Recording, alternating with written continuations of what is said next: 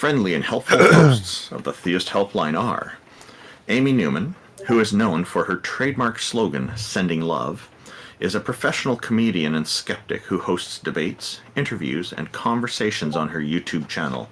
She also creates educational and other important content. IX is a Tom Unboxes subscriber and former atheist community of Discord admin who enjoys long walks through evolutionary and biology-inspired computer science, archaeological academic biblical criticism, and so on. Jack Burton, it's all in the reflexes, is a self-described middle-aged, college-educated nobody who drives the Pork Chop Express truck in his spare time. He's a deist and is mostly non-committal to philosophical stances.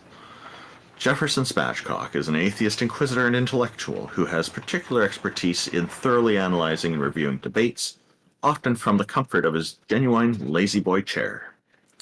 J.L. Warren is an atheist activist, educator, and entertainer. He runs the Bridge the Divide YouTube channel where he addresses irrational beliefs, the irrational behaviors that often follow, the societal divides they create, and how those divides can be bridged with education, rationality, and reason.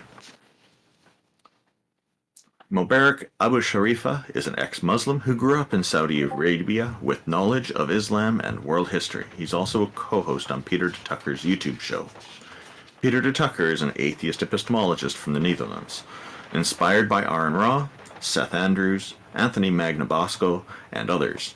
He started a YouTube channel that mainly focuses on religion, but he also hosts shows on other topics, including interviews with other content creators and atheists he meets through social media. I'm Randolph Richardson. I'm an atheist activist from British Columbia, Canada, who advocates for the equality and normalization of people who don't believe in deities, which entails advocating for fair justice, freedom, and critical thinking. I'm also the founding president of the Canadian Atheists, a national organization that promotes atheism and agnosticism as culturally common aspects of Canadian society. Taco, the evolutionary organizer of the Theist Helpline, is a #1 Discord debater who has never lost a Discord debate in his life. And finally, T-Jump, Tom Jump, is the founder of an atheist church called the Church of the Best Possible World, which is based on his model of objective morality. It has the goal of doing what Abrahamic churches should be doing but are not, helping people by providing affordable housing. You can find links to the Atheist Church of the Best Possible World. I'm sorry I jumbled up the name a little bit there. The Church of the Best Possible World. And other links to various hosts here on the Theist Helpline website if you just click on the hosts section at www.theisthelpline.com. Thank you, everybody, for joining us. We're very happy that everybody's tuned in. Looks like we have a question from the audience already. But just quickly first, I want to ask Amy and T-Jump how you're both doing. And is there anything you wanted to announce before we begin? I'm doing good. I say it often, Randolph, but I can't help it. It's going to be the week. I know it. There's going to be great new arguments that are not going to be hundreds, if not thousands of years in the making. That's great. If you can turn up the volume on your microphone just a little bit, that would be quite helpful. T-Jump, what's new in your world?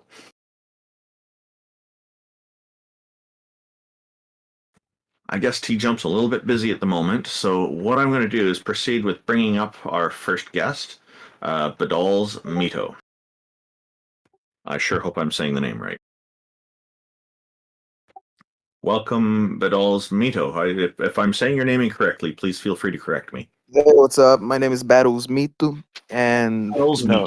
Thank you, Battles Mito, for joining us. Yeah, no problem, no problem. So I just want to ask you if you neither affirm nor deny the existence of God, or outright deny the existence of God.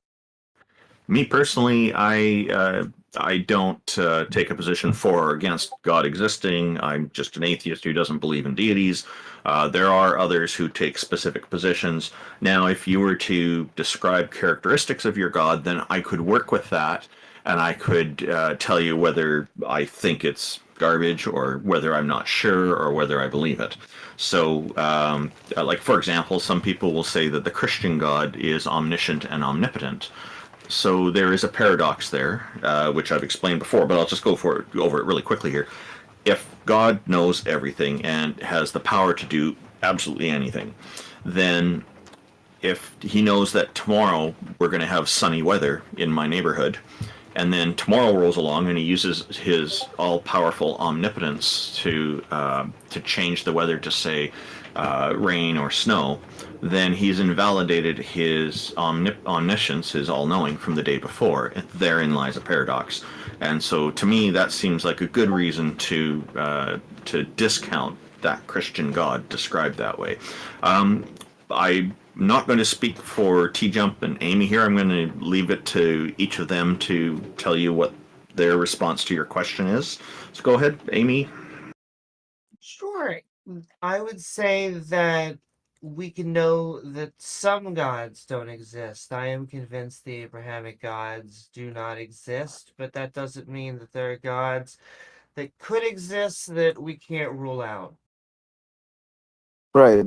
So wait, Richard, Randolph, can you repeat what you said about the paradox of omnipotence and omniscience?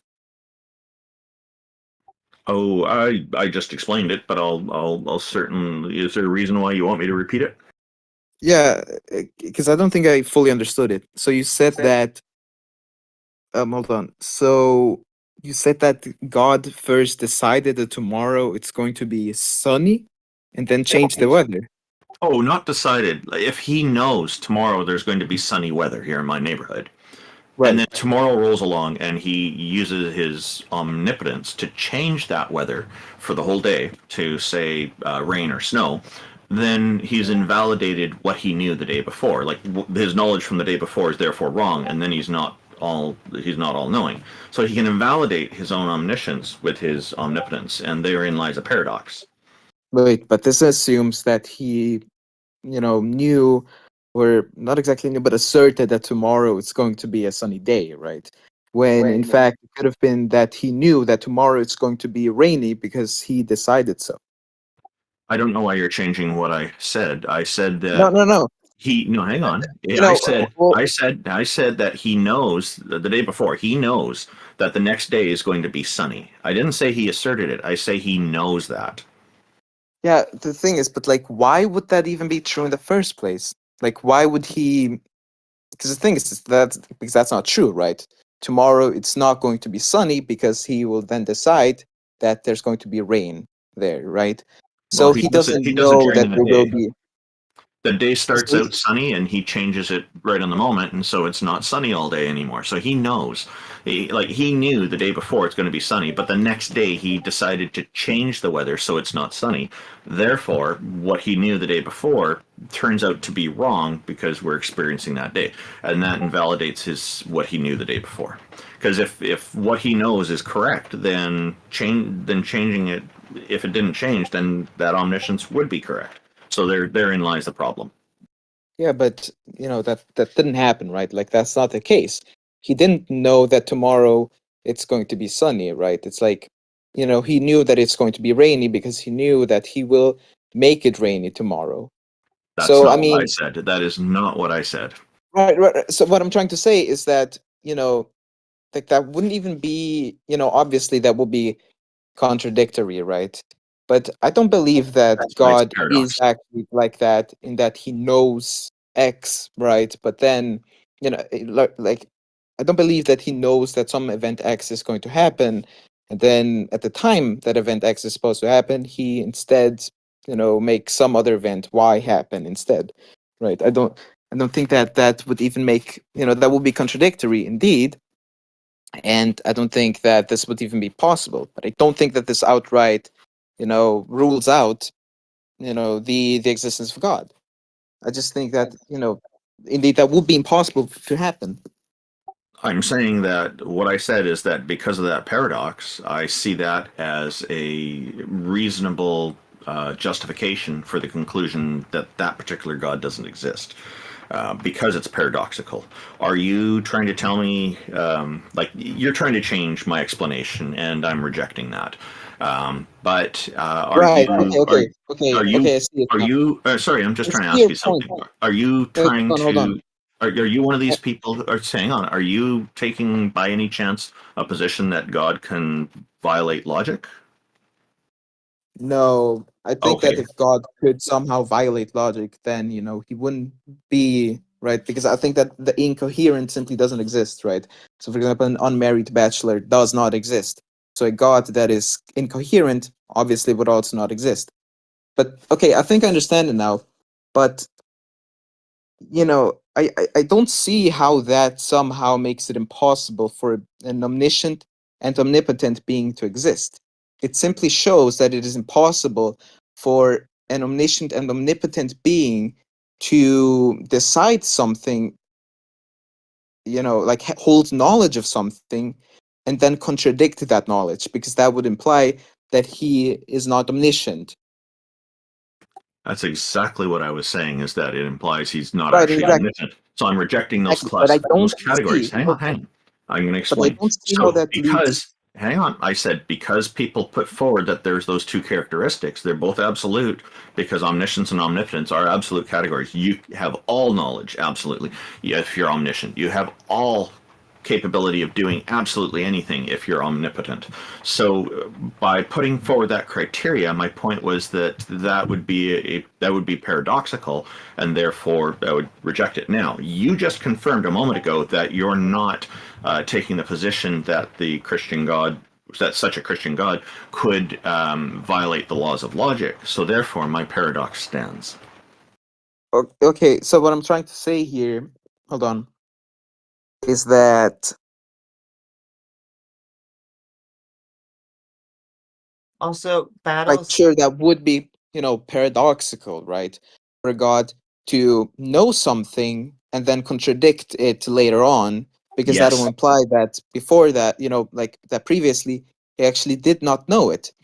But the thing is, I just don't see how this leads to to the mutual exclusion of omniscience and omnipotence. Amy, you were going to say something. Did you want to handle that?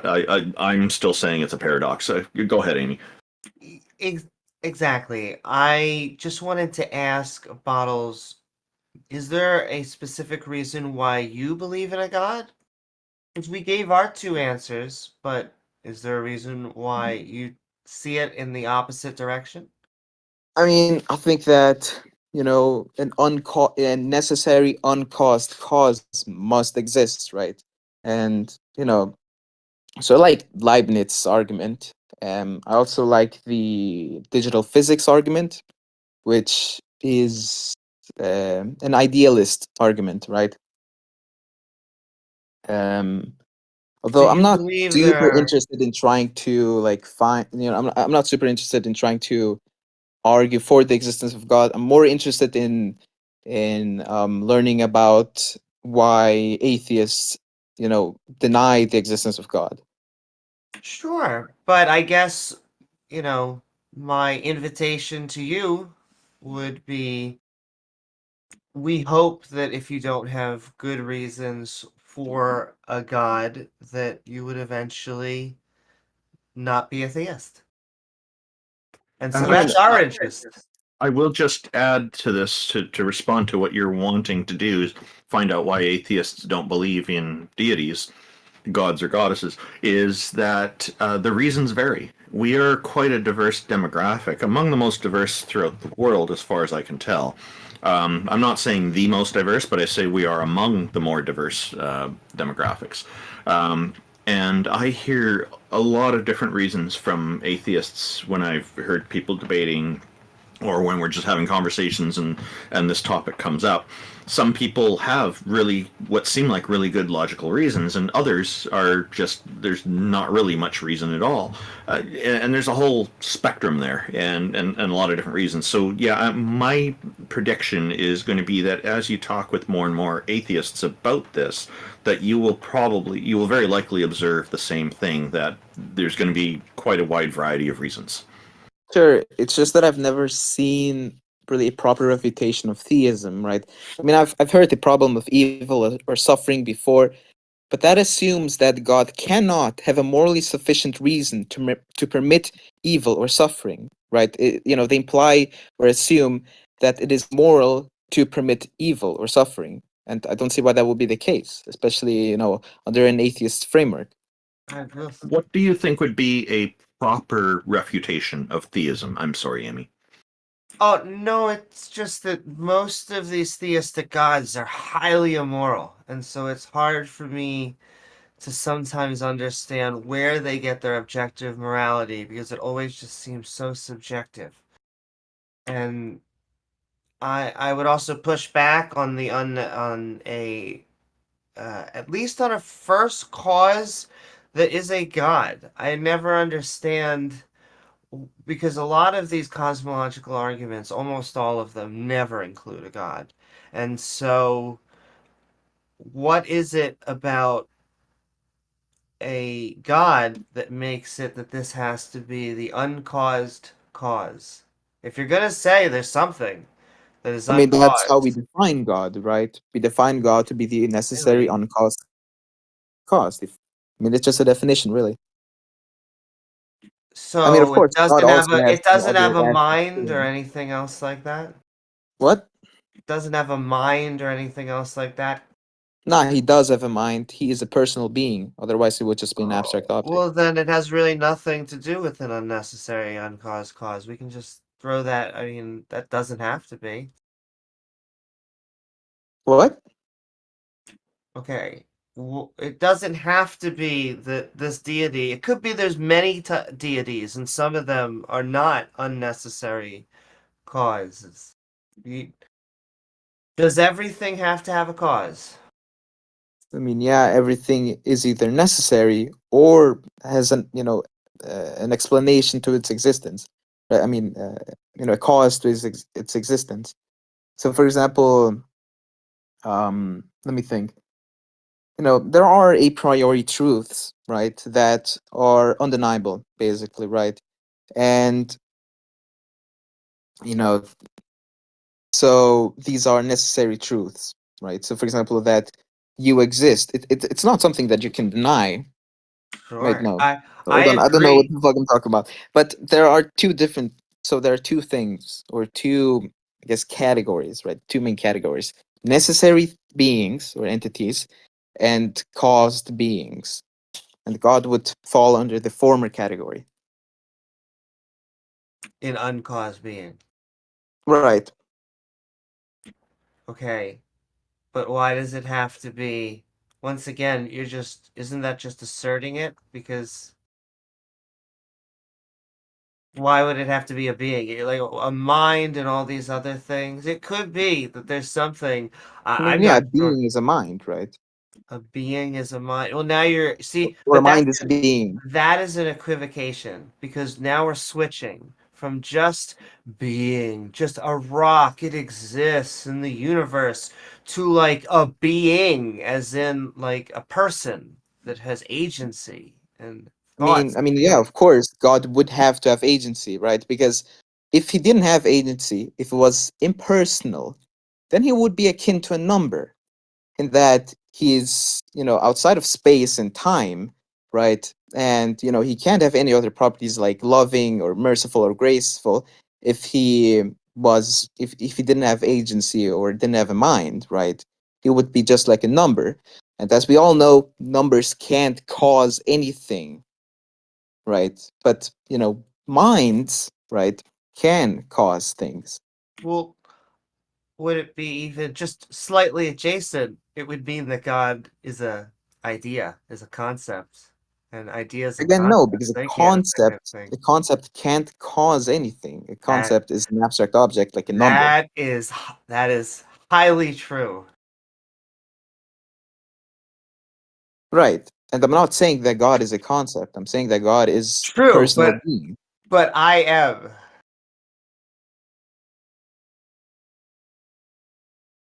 Okay, and what I'm trying to tell you is that God, who is the cause of the universe, cannot be an impersonal being because impersonal beings cannot cause anything, right? And we see that God causes the universe.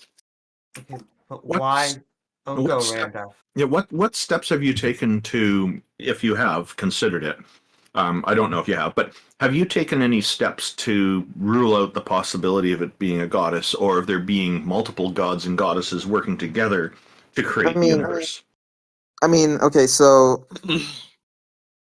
well, there can't be two necessary causes, right? Because when there's already one necessary cause, then any other cause is not necessary, right? And that would make the first one superior to the other one. And so the first one would be God, and the other one would be a, a, a lower spiritual being. So Why I believe that there why can be can't only two of one them? maximally great being. Why can't there be two who are equal? Equal in what? Equal in their power, equal in their knowledge, equal in their capabilities.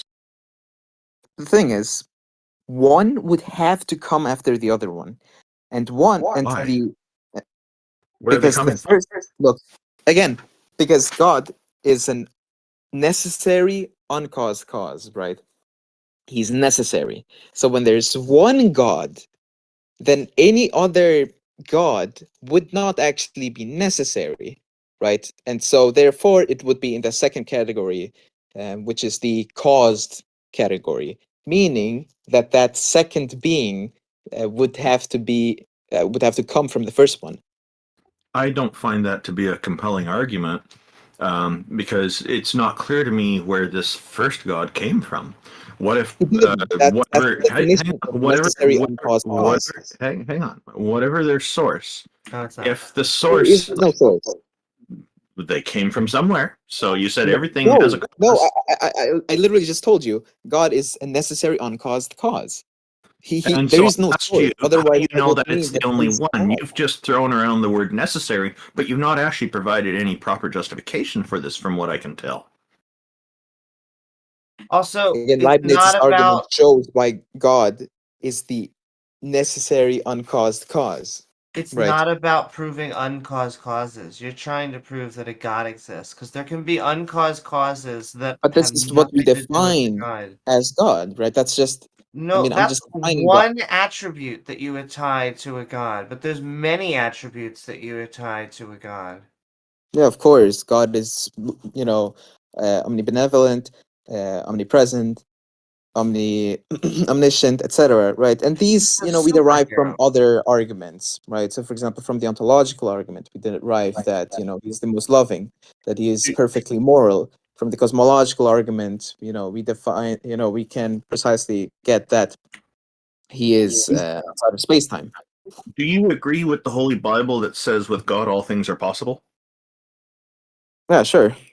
Then it should be therefore possible for there to be multiple deities who've been there all this time. Wait, all things are possible through God. So that means If these with God multiple all other things are gods can possible, only then it would exist be through possible for God. there to be a god and a goddess, or two gods or two goddesses, instead of just one. Also, that's a This t-shirt, can not a only argument. this can only be Okay. true through God. They would still be lesser than God because they are caused by God, right? So I mean, I don't deny the existence of higher spiritual beings, right? Such as angels, right? Angels are powerful, of course, but these are Of created. course. If all things are possible through God, then God should be able to create another deity that's exactly equal to him in capability and knowledge and power. Yeah, sure, Okay. And sure, should but be able to, and if God is outside of space and time, it should be able to make it go all the way to eternity, I guess, eternal in both directions in time, right? I mean, sure. I mean, so long as it is actually coherent, right? Why would it not be coherent to have a god and a goddess create life, the universe, and everything, instead of just God by himself? I mean, right now, like I don't see why that would be logically impossible. But I simply deny that because I affirm that the Bible is God's word, and there is no other God, right? Now, but I don't want to really get into this deeply But I don't deny that sure there is a possibility, since there is no logical contradiction in that, and all things are possible through God. But I don't think that God created another God. What if all things are possible through many gods? What? I'm sorry. I just think that you're giving it many human attributes, like most loving. Most loving and cannot lie are two of the most funny powers that could be ascribed to a god, because it's like, oh, baby, he telling you that he can't lie and he's always loving. I'm sure. I bet that's what he tells all his believers. I don't think so. I mean, I don't think that lying, like telling things that aren't true is, immoral in all cases. I mean, for example, like let's say you're in Germany, you're hiding some Jews, you know, it would be morally permissible and actually moral obligation to lie to anyone that is coming after, the ones that you're hiding. But wait, does that mean in that situation God can lie? No, God can lie. He can lie. What I'm saying is that it is not always immoral to lie. Okay, so you don't prescribe that. He's just all loving. Yeah, and perfectly moral. I mean, yeah, Christianity preaches virtue ethics. So, Perfectly moral. Was he always perfectly moral? I mean, yeah, of course, because immorality is outside of his nature. So, like, even in the Old Testament, all that stuff. I mean, I haven't really looked a lot into, for example, the annihilation of the Amalekites, right? But I mean, considering how God is the creator of life, he can also take it away. That will be perfectly moral, right? So, Well, it would also be moral for him to order somebody else to take away the life of somebody else. and it would be perfectly loving. Yeah, Even if it were to be like a baby and he, were to drown it, it would I be. mean, yeah, but I mean, duh. I mean, yeah, of course, right? But the baby would also, in all likelihood, go to heaven, right? They would. I mean, I think that it's most likely that babies and other people that can't make, moral or, religious decisions go to heaven. So, for example, aborted babies, they go to heaven. I mean, now Catholics disagree. They believe that babies go to limbo because they still have original sin, and original sin must be washed away. I think during baptism or Oh, he whatever. washed people away. Sounds like you got some doubt about that, the way you said that. You said you believe it's probably. You didn't say 100% certain. Why do you Yeah, have some I'm doubt not about that? fully sure if babies that die go to heaven. I'm not fully sure. I think that it's likely because I think that that would be the most merciful and most graceful. Because I think that it would be more That'd merciful be of God. really bad if the opposite happened, wouldn't it? If like he killed babies and they went to hell. I don't think so. I mean, if this is, what he did, right, then I mean, I don't see why that would be moral. I do think that that probably isn't the case, though, right? But we do have to at least come to agreement. God drowned babies. Yeah, you don't babies. I just the ease by which you say that. I mean, yeah, he's the author of life. Of course, he can also take away life. Not I to mean, get if God be political, willing, I could die right now. that is scary, and that is also what gets us 9/11.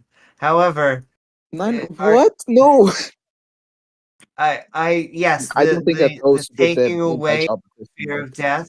I know Christians haven't been doing it for the past few hundred years, though. The same with about the question that I'm about to ask. I, what's your feelings on abortion? Not to get political, because not for or against, just your views specifically. Well, I don't think that abortion is morally permissible, right? I think Why? that, well, because murder is wrong, right? Um, Well, I abortion is murder. mean, not if you make them, right? Actually, Well, I I have wouldn't some views on say. abortion you might not Hold be on, aware of, hold on, but hold on, hold on, okay. hold on. I wouldn't say that the mother created the child, right? I mean, for example, if a mother conceives a child Sure, that mom has and only dad. one arm, you wouldn't come up to the mother and say, "Why did you give the child only one arm?" But that's ridiculous. Of course, the mother didn't create and design the child. I mean, who really created the child was God. Who sustains the life of the child is God. No to both of those.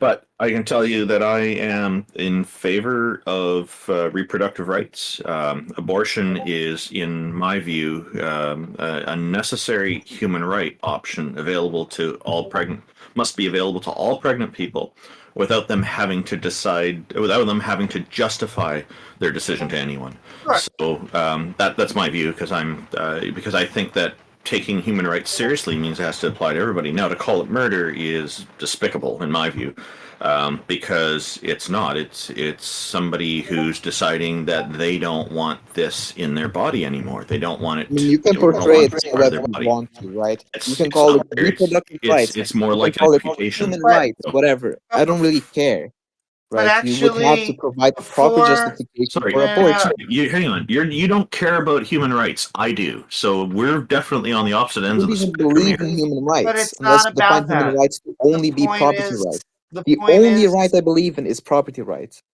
okay, but the point is that they make a child. They are the creators, and it seems to matter only when God does it. When God does it, He's allowed to drown babies. I'm not And making some. so, s- I'm not making some case of special pleading. Okay, there's a difference you between a can't. mother and a father who conceive a child Yes, and God, who they is the author of exist. life. I mean, God again, was God not is the one who involved. actually creates God the was child. not. God is the one who Sorry. decides whether the child is going to be born blind or not. God is the one who decides whether the child is going to be born with Wow. one arm or two arms. Wait, think about that for a second. Can we just hold on to that a second? God has Yeah. to think and be like, I'm gonna make a baby with one arm. Totally kosher. Boom. Go. Okay. And And you're okay with this. I mean, yeah. I mean, seriously, I this mean, you could. duh. I think it wasn't John chapter 9 where Jesus explains why the blind man was born blind, Why was he born blind? Help me out here. so that the works of God could be shown through him. Ooh. You're telling me he was born blind for some glory to him thing? Yeah, everything that happens is ultimately for the glory of God. Bottles, please. You're a henchman. Think about this. You're working for a No, I've supervillain. already gone through this, right? I mean, lately I've been struggling with mental health, panic disorder, and in retrospect, I'm actually grateful for what I went through because I've grown so much closer to God in these last few months, right? I know that I've suffered, right? But it was through this suffering that my faith has increased and God is glorified. And I'm perfectly fine with that. I don't have Uh, any objection of any sort, nor moral, nor theological, nor anything. We do have more people who would like to talk, so we can finish up this part of the conversation. But if we're going to move on to another topic, I just want to let you be forewarned that we need to bring our other guests up and give them a turn as well. And by the way, I do like your avatar, the kitten all lit up. That's wonderful. and I am sorry for that, Battles. I hope that you are getting into a better headspace. I hope that things are going well. Uh, However, I will keep on insisting that there are secular, healthy ways that we can find our health outlets. We do not need these types of often autocratic belief systems I'm in not saying, look, hold on. I'm not saying that the moment you convert, every single one of your mental health issues is going to be solved. right? I'm not saying that my mental health issue is a result of, not having faith or anything of the sort, right? And to assert otherwise, it's just ignorant, right? And I've seen many Christians say something like that, saying that, oh, God will heal you from depression the moment you convert. When that simply isn't true, because, there are many faithful Christians who do suffer with depression or other cases of mental health problems. I'm not just how do you say it, like again, it's not just a faith issue or anything like that. I have a lot of faith, right? I do believe that God can heal me, right? I am also going through doing secular treatment, for example, on medications. Well, good. I at least say if you're going to take a pill and pray, at least please take the pill. Sure. Um, that was actually just a normal saying. I didn't mean it to apply so literally this time. Um, but and still, thank you, Battles, for the back and forth. Yeah, no problem. I also had a good time. Have a good day. Yeah, Battles, thank you for a good conversation. Feel free to come back again later. So, we have. And just before we start, we're going to bring up progressives are authoritarian. But just a moment, Amy, somebody wrote in our YouTube chat something I think you might find interesting. It was from Captive Desk. He wrote, "Amy, the stand-up counter-apologist, haha," with a heart. Thank you so very much. That is somehow is correct. I am the counter apologist clown, but I am sending so much love to everyone out there. So, progressives are authoritarian. Welcome. Thank you for joining us. How are you today? I'm doing pretty good. What's on your mind? So I was listening to the conversation happening, and I was wondering why you were trying to apply a paradox to a supernatural being. Because I think that I can't speak for other religions, but I think that any Christian would at least acknowledge that a supernatural God is very paradoxical, because even the Trinity itself is pretty much a paradox. So I wasn't trying to apply a paradox to a supernatural being.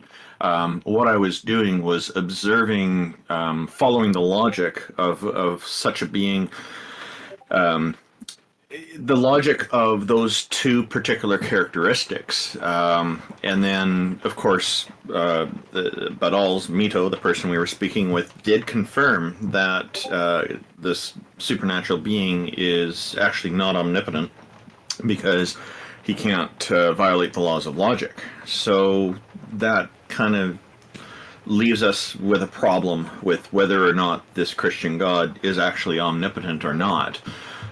This makes it really difficult to believe in such a deity. And what I was doing is using this observation of this paradoxical set of characteristics to say, I think this is a reasonable justification for discounting that deity as being a part of reality. Okay, so you think that it makes it hard to believe, right? I think it makes it impossible to believe if the claim is that it possesses both of those characteristics, yet those characteristics create a paradox. I've got good logical reasoning to justify saying this is an idea that just doesn't cut it.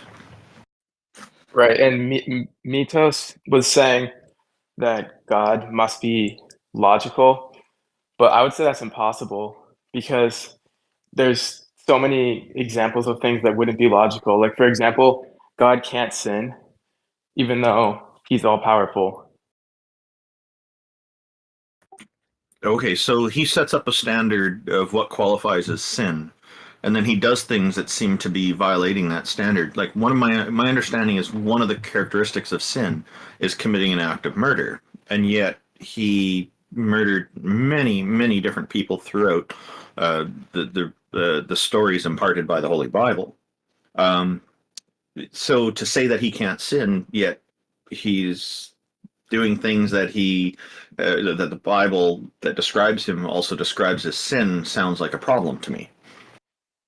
I think that's a really good point, and I don't think you're wrong for thinking that because it's definitely very confusing, and I don't necessarily know the answer, but I do know that justice, meaning a government killing someone, is not a sin, or police killing someone is not a sin.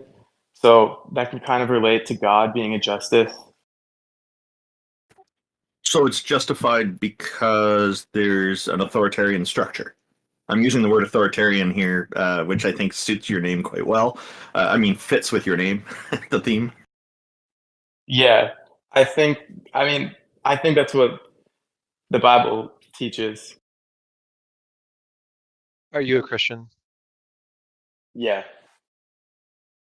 And what kind of belief do you hold About what, like denomination? about Christianity? I mean, do you have a particular label that you subscribe to? Uh, I'm probably close to a Baptist, but I don't really know. Okay. So are you not particularly active in church? No, I am. I don't really go by denomination, but I would probably align most with Baptist. Okay. And do you want to tell us about why you personally believe? That's a very complicated question. I don't really think anyone knows why they believe what they believe. I can explain why I believe lots of things. Maybe there's some things that I can't, but usually I can give a reason why I accept the belief in something, even if I mean, I think that the majority of a belief in involuntary. any religion comes by faith, not by evidence. But another thing that I wanted to question is when you were talking about the paradox of God knowing the next day, but why does it have to be a fatalistic one outcome? Why can't it be multiple outcomes that God knows every outcome possible?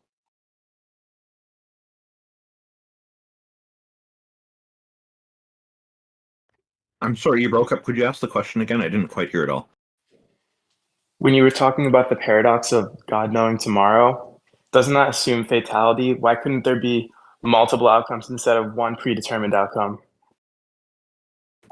Well, I specified that he would know that the weather in a particular area, the region, like my neighborhood, it's a very small area, and that he would know that. So, yeah, I suppose realistically there could be all kinds of possible outcomes from our perspectives, because meteorology is a challenge. It's more accurate the shorter the time frame, but as time goes on, there's a lot of variables that we just can't consider. So, yeah, multiple outcomes are there.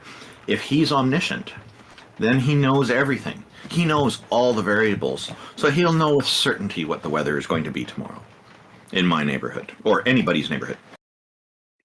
So, me believing in free speech would be paradoxical then. Or not free speech, but freedom of choice.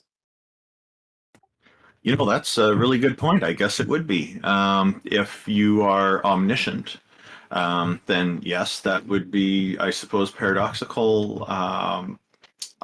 Unless, I guess, I'd have to think about that. I don't have an immediate answer for you. You know, consider Travis Pangburn, a friend of mine. He suggested an idea once to me when we were having a lunch, and he said like we were talking about free will, and he said, "What about the possibility of there being a free will particle?" And I thought, yeah, that's interesting. A particle in our brains that is the way it operates that we've not discovered yet scientifically, but let's say it's there and it makes free will a reality. Well, that would be a very interesting thing. I can't rule it out. I also can't prove it. At best, it's only a guess at this point. But if your God was, say, to create free will particles and put at least one in everybody's brain so they would have free will, that way, then I guess he wouldn't be able to make predictions on those points. He would probably have to be settling for probabilities. However, the weather would have, again, if he knows all the variables, what we do know is the more variables we know, the more we can predict what the weather is going to be like. And as time is going on and we get better and better at understanding more variables about our environment and whatnot, we are able to look further into the future and make better quality predictions on what the weather's going to be. So, again, I don't think for an omniscient being, it's very difficult for them to, I think it's no challenge at all for them to say what the weather's going to be like tomorrow in a small neighborhood somewhere. But progressives, can I also ask you? You seem to apply, or maybe you don't. Is there a good notion to paradoxes? What do you mean by that? I'm not that smart. As in, is it a good thing? You said there has to be, or we have to accept paradoxes within religion, but to me that would be a clear indication that it's wrong. Well, what I what I meant by that is that many paradoxes. I don't think that I don't think that logic can be applied to Abrahamic gods. So if you're What? trying to what? Logic can't be applied to Abrahamic gods? No, like it can't be logically deduced. So then what are you using to when you say you believe in it? I mean, I don't know about other religions, but Christians believe in faith. But I'm not exactly trying to prove a god right now. I was just joining the discussion. Just to clarify, I think you mean they value faith, because I don't think faith is something that person believes in. Faith is just, in a way, it's believing something, kind of trusting that something's true. Would you agree with that? Yeah, but this also made me think of something. Something you said made me think about. I believe that God can change his mind. He's omnipotent, so yeah, by that characteristic alone, he should be able to change his mind. But I don't necessarily think that changing your mind would make you untruthful. Oh, I'm not saying that it would make you untruthful. People can change their minds to correct a previous view that they held, so that they're more in line with reality, with the truth, the scientific evidence, or whatnot. Or they can change their mind to make things turn for the worse. So it's really it can really go either way. But it But seems like also, you're putting forward contradictory claims about God. So first you said that God could know every possible future, and then you said that God could change his mind. Do you see any problem with holding both of those beliefs at the same time?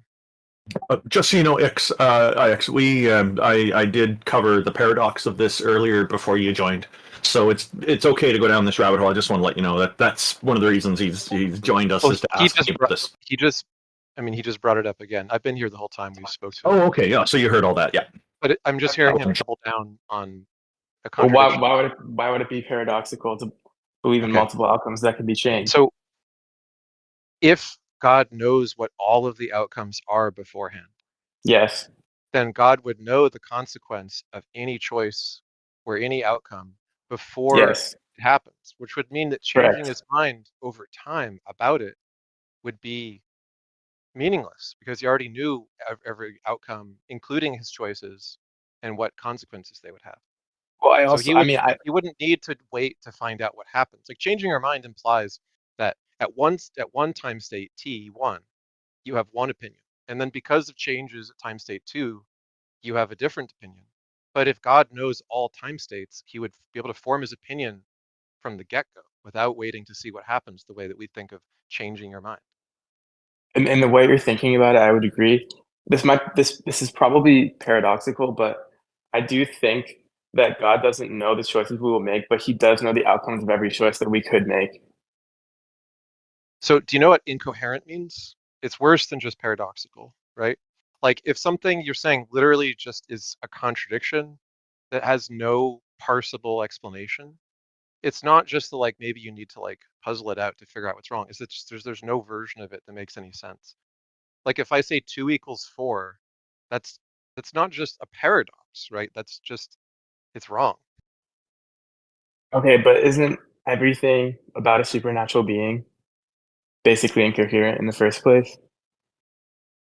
If you think it's all incoherent, then why do you believe it? And I know you're just going to say, oh, faith, but like What does it mean to have faith in square circles, or faith that 2 equals 4, or faith that, like, A does not equal A?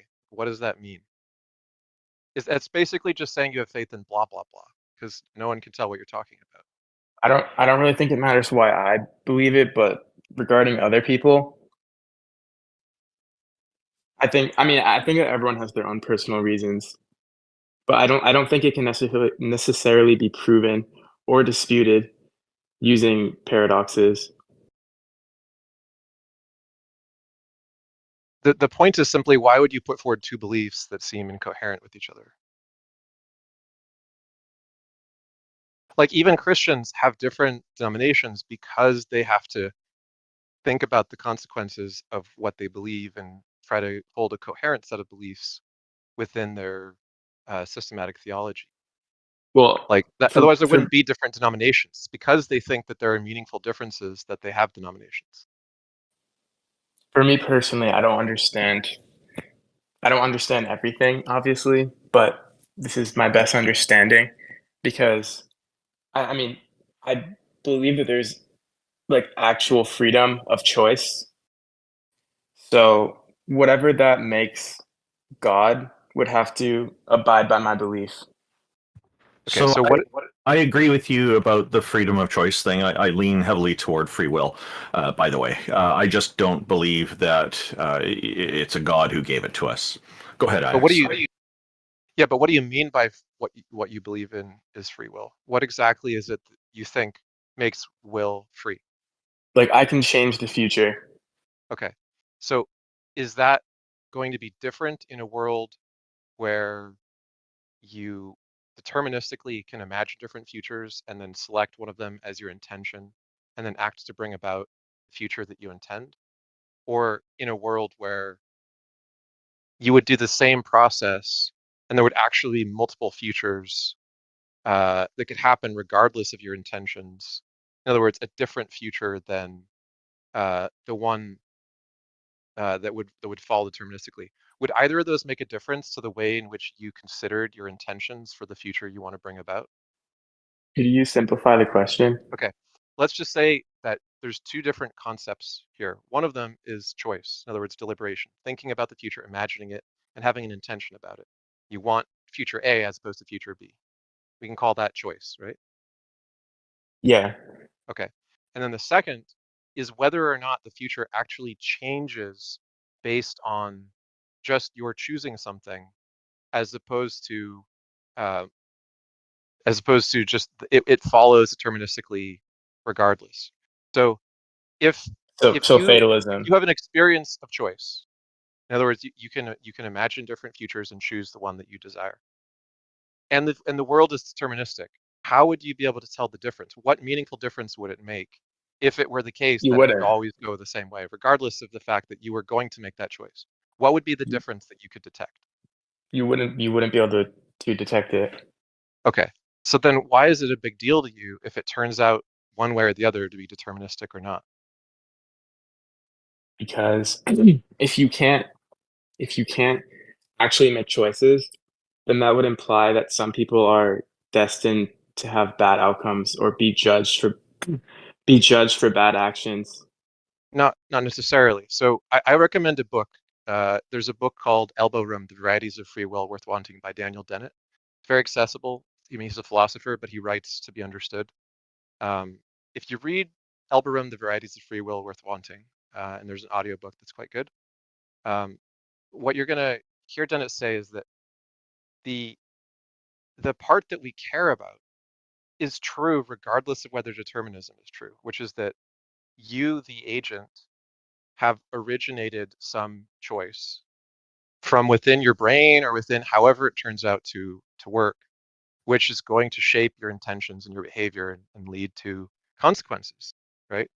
And that's what we mean when we attribute blame or praise, is we say that agent made that deliberation to choose that course, that intention, and we hold them accountable for it. Why would that be different if it is the case that determinism is true or not? I don't think it would make that much of a difference in that terms of thinking about it. Um, this has been a good discussion, but I have to go now. Okay, cool. Do you mind if I send you a link to the book? It's Go ahead. good chat. Progressives are authoritarian. Thank you very much for joining us. We look forward to speaking with you again in the future. All right, thank you.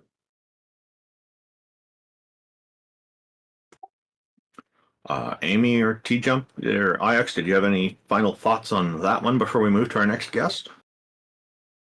No, just I recommend anybody who's thinking about free will take a look at Elbow Room Varieties of Free Will Worth One.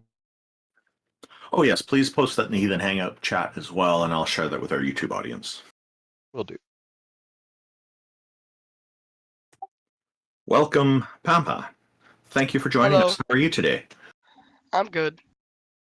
So the reason I joined this, I want to talk about like some paradoxes that you guys derived from like the attributes, the omni attributes of God, right?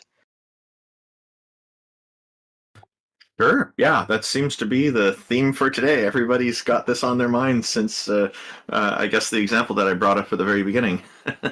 Yeah. So I wouldn't say that I'm not religious. I'm an agnostic atheist, right? But Okay.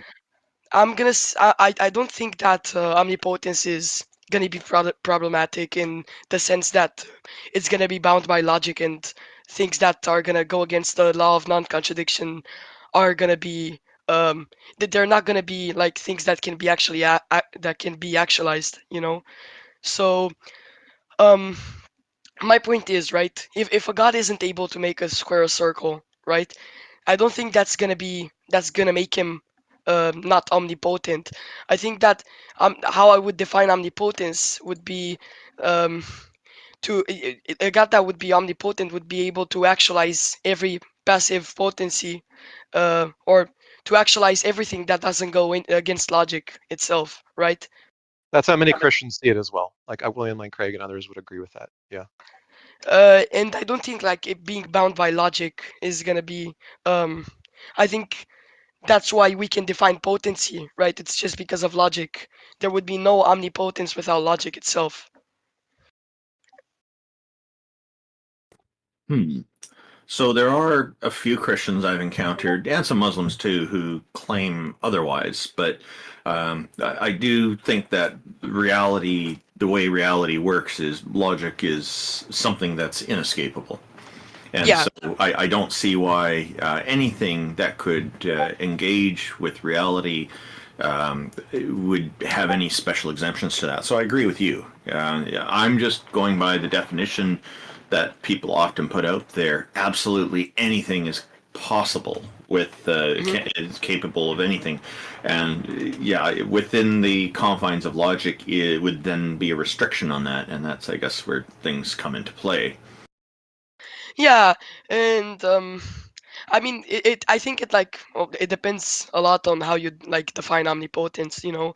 Um, because if you're gonna have things like beyond the set of like actualizing or actualization, if you're gonna have things that are not gonna be logical to us, I don't think I would put them in the set of anything, right?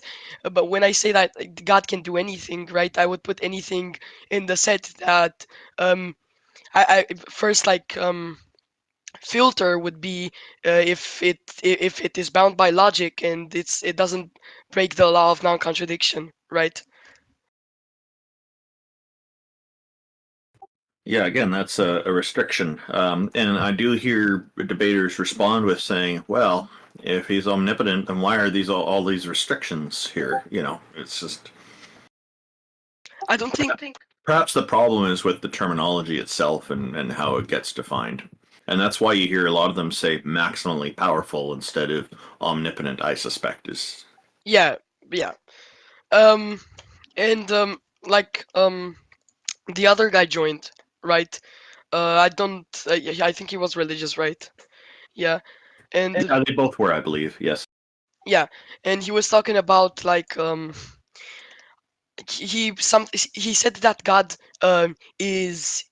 only knows, or his like omniscience, he doesn't know his own choices, right? And I think that's gonna be bullshit because oopsies, am I allowed to swear? Oh, I'm an advocate for freedom of expression. I don't swear myself, but don't worry about it. It's fine. Right, okay.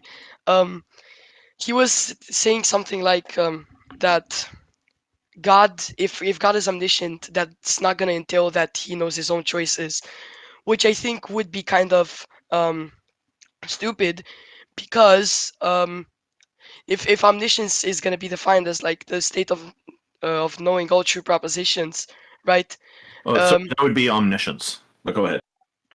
Yeah, so if omniscience is going to be defined as that, I can give an example on how God needs or is God needs or is necessitates knowledge of his own choices. So I would say that if God is going to have knowledge of like every person's actions, right? And you know that in the Bible, like there are instances of people being killed by him, by God itself, right? Um, Unfortunately, yes. Yeah. yeah.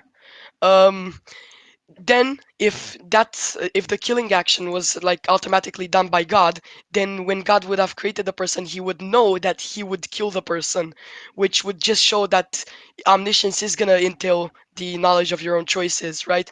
And I think that free will, right, or any kind of agency is not gonna be compatible with omniscience because um y- if I think that a paradox or I have a logical argument against it, and I think that like every religious book is gonna put God or is gonna attribute like agency, so free will and omniscience. Yeah, actually, I agree with you that free will is kind of an antithesis to omniscience.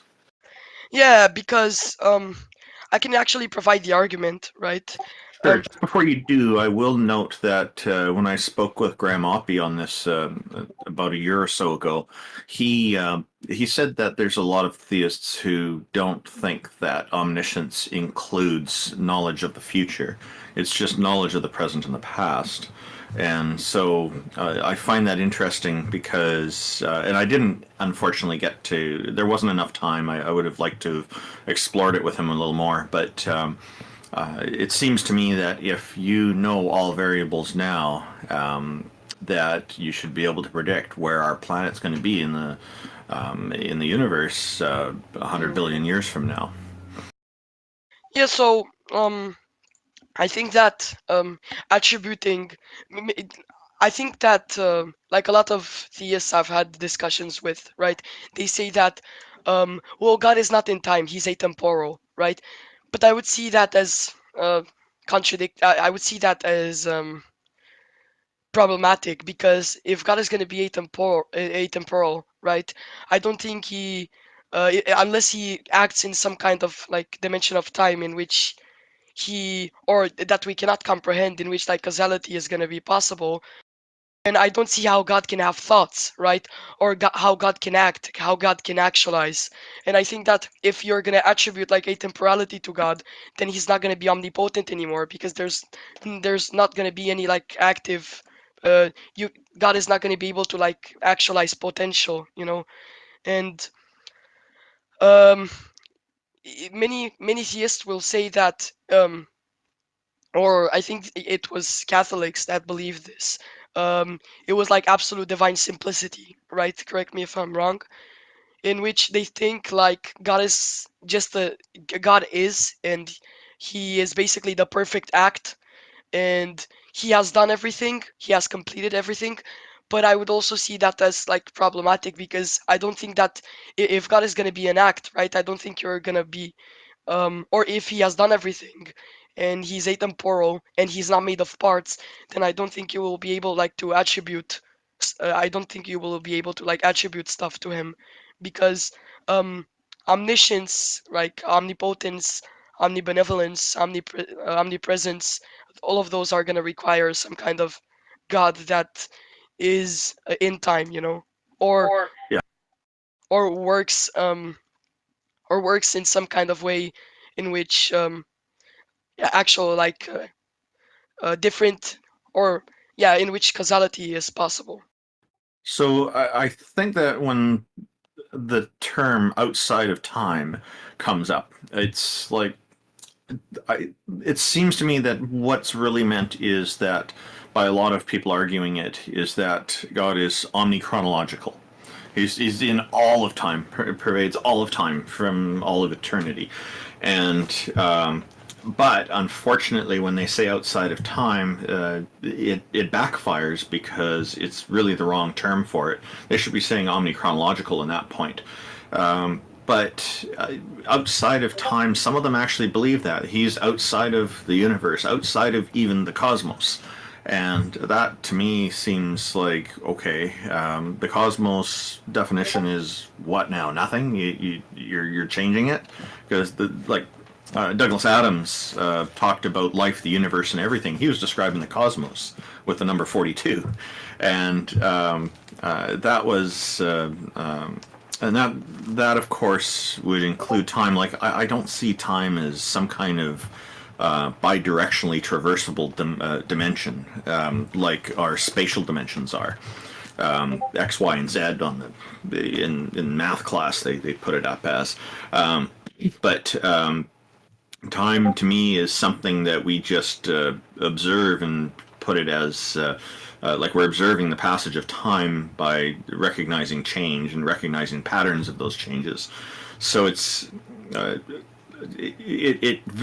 is very conveniently expressed as another dimension, and I think that can mislead and confuse a lot of people to thinking of it as a lot more than I think it really is. But to say it's outside of time, I think it just seems kind of nonsensical to me.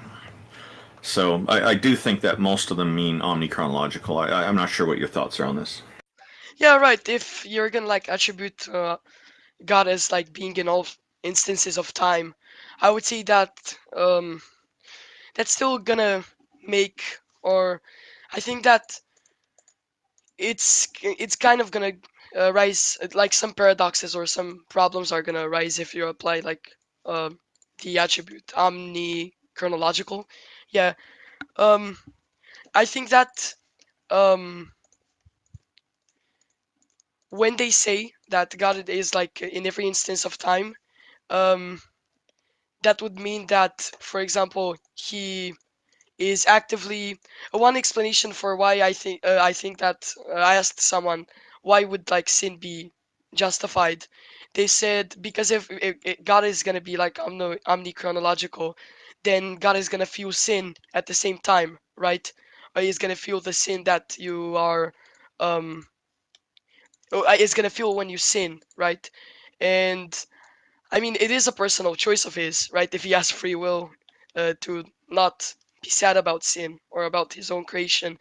But yeah, I would have to think about like this atemporal or omnichronological. I think like I don't know when people say that God is outside of time. I don't know if they would like hold to atemporality or like or to the attribute like of being in all instances of time. You know? Yeah, and just to clarify, like atemporal would just mean time is not part of the equation, whereas omnichronological would require that time actually be a bidirectionally traversable dimension to Hmm. cover all of eternity, past and present and future. Yeah, yeah.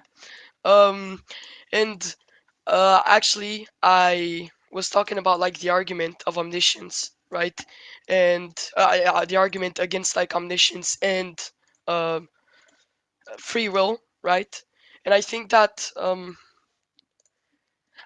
if you're not, if a god is not gonna have free will, I don't think like omnipotence is gonna be possible because I would say that um, to actualize potential, right?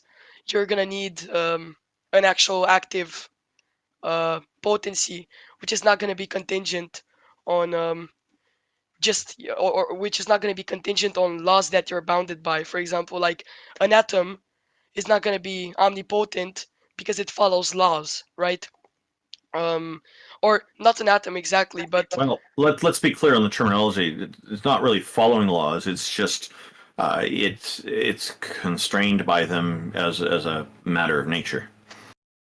yeah, and my point is gonna be that like if you're gonna be predetermined or you're not gonna have any kind of choice that is not gonna be contingent on past experience or um, basically I wouldn't call it I don't know if it's how you would like differentiate it from like randomness, but if you're gonna like be able to have to hold to libertarian free will, and like your choices are not gonna be contingent on anything, um, other than that, I don't think like you're gonna be able to have omnipotence because um if you're gonna be predetermined, right, you're gonna have a set of actions that you're gonna do, and the actualization is not gonna be possible because you don't hold to the actual. You cannot actually um, actualize the potential that you were not predetermined to actualize. You know. So when discussions of free will come up, a lot of the time people think of randomness. They're very different things. The Just because somebody's making a free choice doesn't necessarily mean that they're making a random choice. Yeah, I mean, it's hard. Usually, like when I ask Christians what their definition of like free will would be, they will usually say that it's gonna be like the ability to make choices, right? And when you're gonna ask them more, then I think that not many Christians have like a really good or stable definition for free will itself. You know. Just a second.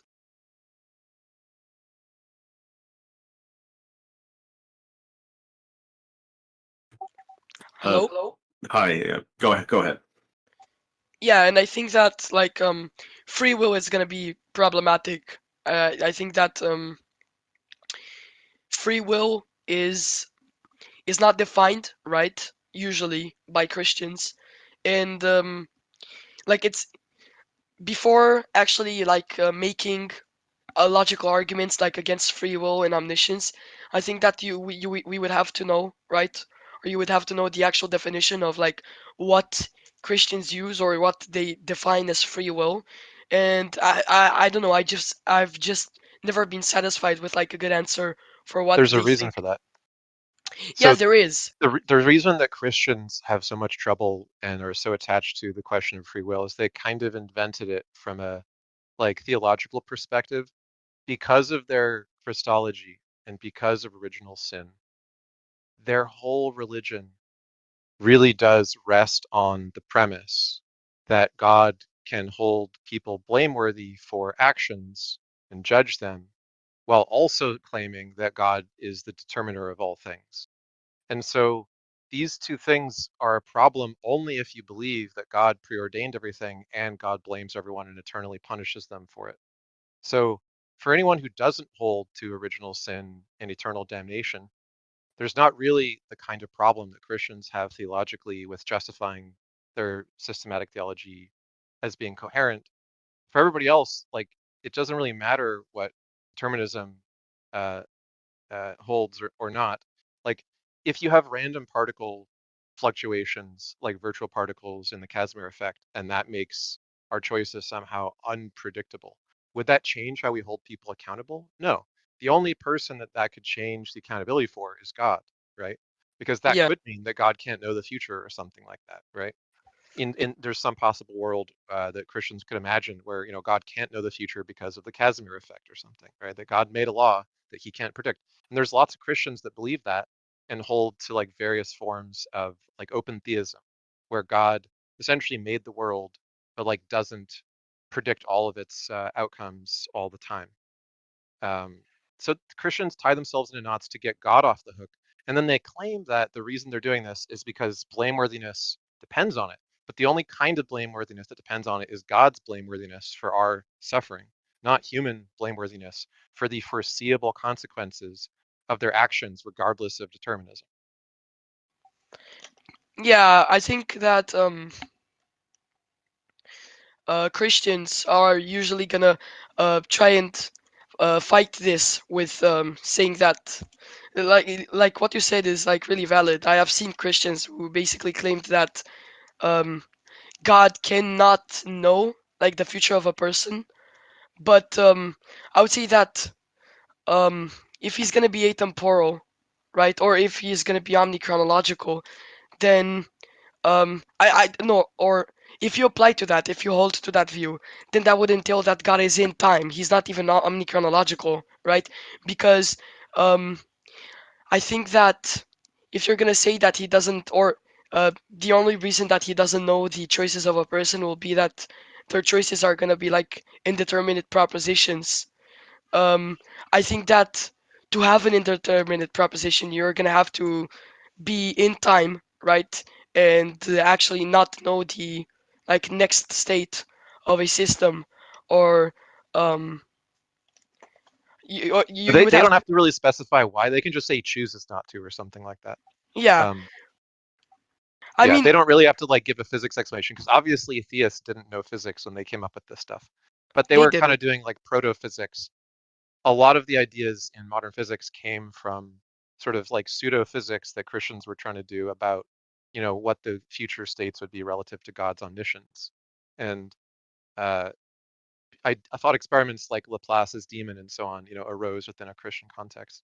But none of this really matters to anyone who's not obsessed with original sin and God judging all of us for things that he ordained that we would do.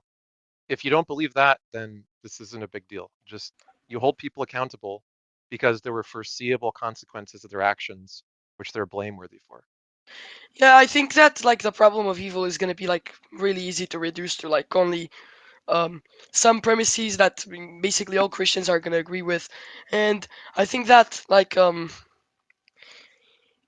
people that deny or um, so the Christian religion, right, assigns this attribute of God of his omnibenevolence, right? And one interesting question I usually like ask Christians when I was like debating the problem of evil was if God would, if God is omnibenevolent, right? Would that entail that he will reduce evil to the degree which doesn't remove free will, right? And that question was really, really hard for them to answer because they usually said that there is like gonna be no way to reduce evil, right? They couldn't come up with like something that could reduce evil that wouldn't affect like people's free will and free choices. But I think it all boils down to just the actualization of like your potential soul for your potential existence. If you have a baby, right, and that baby is going to be, for example, tortured and then killed, right? And before God created it, right, it was just some passive potential that needed to be actualized by this God, right? And I think that just as a God, right, who's omnibenevolent, that um, you that basically brings a baby's um, possibility or chance of going to hell from zero, right, to a non-zero possibility that that baby is going to experience like eternal damnation. I think that's just going to be evil. It's just going to be completely evil because um, if God was omnibenevolent, he would reduce suffering to the degree that doesn't remove free will. And before the baby is born, the baby doesn't have any free will, right? And if you're gonna actually actualize the baby and put it from a no state, from a non-existent state to an existent state, in which the baby sub is a possible um, subject of experiencing eternal damnation, that's just not going to be benevolent. That is going to make God a non omnibenevolent deity, you know? Yeah.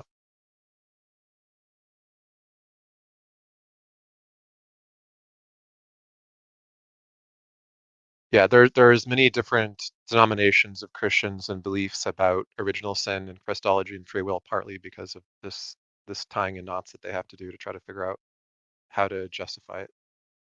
It's much easier to just think that it's all made up, and that's why it doesn't make any sense. It doesn't. Many Christians, um, which I've also like had some conversations with, they're usually gonna agree to like biblical creation or like things that we know are contradictory, right? For example, the Bible claims that the earth was created in 6 days, which is completely non, which it doesn't have any kind of, not a bit of truth in it. Well, there Right? is actually one pretty good explanation for why they think that. Do you know where they got that from? Uh, I think the only explanation that they would use is that like the Hebrew version actually used like a different version of day. You know, it Well, didn't mean there's more than that. There's more than that. So, are you familiar with the idea of mimesis? The idea that many ideas in the Bible are uh, very similar to, in very completely structurally equivalent ways, other texts, like Moses and Sargon of Akkad being the baby left in the basket, the story of Phrixus, and the story of Isaac, where the king is told by the gods that calamity will befall them if they don't sacrifice their firstborn son. Then at the last minute, when he's willing to sacrifice his son, the gods take mercy and take the son to safety, which they then spend uh, their new life founding a new dynasty because they're blessed by the faith of their progenitors and become the founders of a new colony. All of these stories are true in the Bible and true in Hellenistic literature. And one of those stories is Plato's Timaeus, which was the most widely distributed of all of Plato's works, all throughout the Middle Ages, because it was so popular with Christians, because it was so similar to Genesis. And at the time, the Christians believed that Plato was influenced by the Bible. They thought that Plato got the Timaeus creation story, which has 6 days, and then God rests, and then a separate creation for human beings and civilization. All that is the dual creation story with the 6 days and resting comes from Timaeus. But at the time, they believed it came from the Bible because the Bible said that it was from like earlier than the 6th century.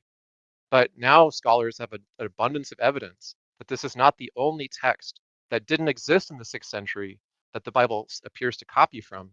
And the whole idea that the Greeks copied everything from the Bible has flipped.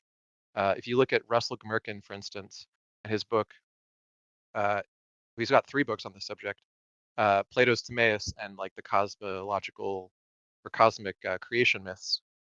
He substantiates this extensively. The Bible copied from Plato, not the other way around. It was probably composed around 290 around Alexandria by Hellenistic Jews who were extremely familiar with the Greek sources that they were copying word for word in some cases from. By the way, Ix, Captive Desk in the YouTube audience just indicated that they put the book you recommended, Elbow Room by Daniel Dennett, onto their shopping list. Oh, excellent. Yeah. So I think that like with all I've said, right? Maybe I was a bit of help to like show or to aid like any Christian that's listening to show that I think that I find some like really or a lot of atheists can find like really good reasons not to believe, at least in the Bible, right? It's gonna be that there is a lack of evidence of what the Bible claims, right? Or there is a lack of God, right? There is a lack of his empirical existence, right? And also the internal contradictions that appear with all of the attributes that are assigned to God. And basically, I think that's like all I've had to say. You guys can like bring up another person if you want to. Yeah, thanks for coming up. You made a lot of excellent points. And I think it's also helpful that you showed that, being an atheist doesn't mean just agreeing with anything that someone says against the Bible, right? Uh-huh. Is for most arguments and contradictions and issues that anyone could find in the Bible, there is at least one Christian denomination which agrees with it and has schismed with other Christians over it because they take it seriously too. And that you can find a version of Christianity to address almost any apparent contradiction, but it's very hard to address them all at the same time. So you end up with kind of a Swiss cheese of each version of Christianity attempts to address some of the issues, but appears to Yeah. just bite the bullet on others. I mean, I think that like uh, a very great way to like destroy God completely is to like bring up arguments against like his omniproperties. I think that if you're gonna have to like solve that with like making a new denomination or like changing the rules, right? I think that you um are gonna have to change the whole religion itself, right? You're gonna have to change how what the Bible claims like completely. You're not gonna keep like the main points of God and that just will not be a valid solution to like solving Christianity at all. Yep. All right, see you guys. Yeah, thanks for coming up. Thank you very much. Really enjoyed that conversation with you. That was not the usual kind of conversation we have, but I thought he started off with some really good points about the paradoxes, and then your clarification added a lot of value to that. So thank you for that. Yeah, that was fun. All right, well, we need a caller. So does anyone want to tell us about their beliefs one way or the other? Yeah, I guess it's a quiet day. We usually have an audience of anywhere over 50 to 70 people. It's kind of a small audience today. I guess people are starting to go out and do a lot of Christmas shopping and whatnot, with it being December. So perhaps January will be a better month. And we'll have a new splash picture. I'm just working on it for our next season come January.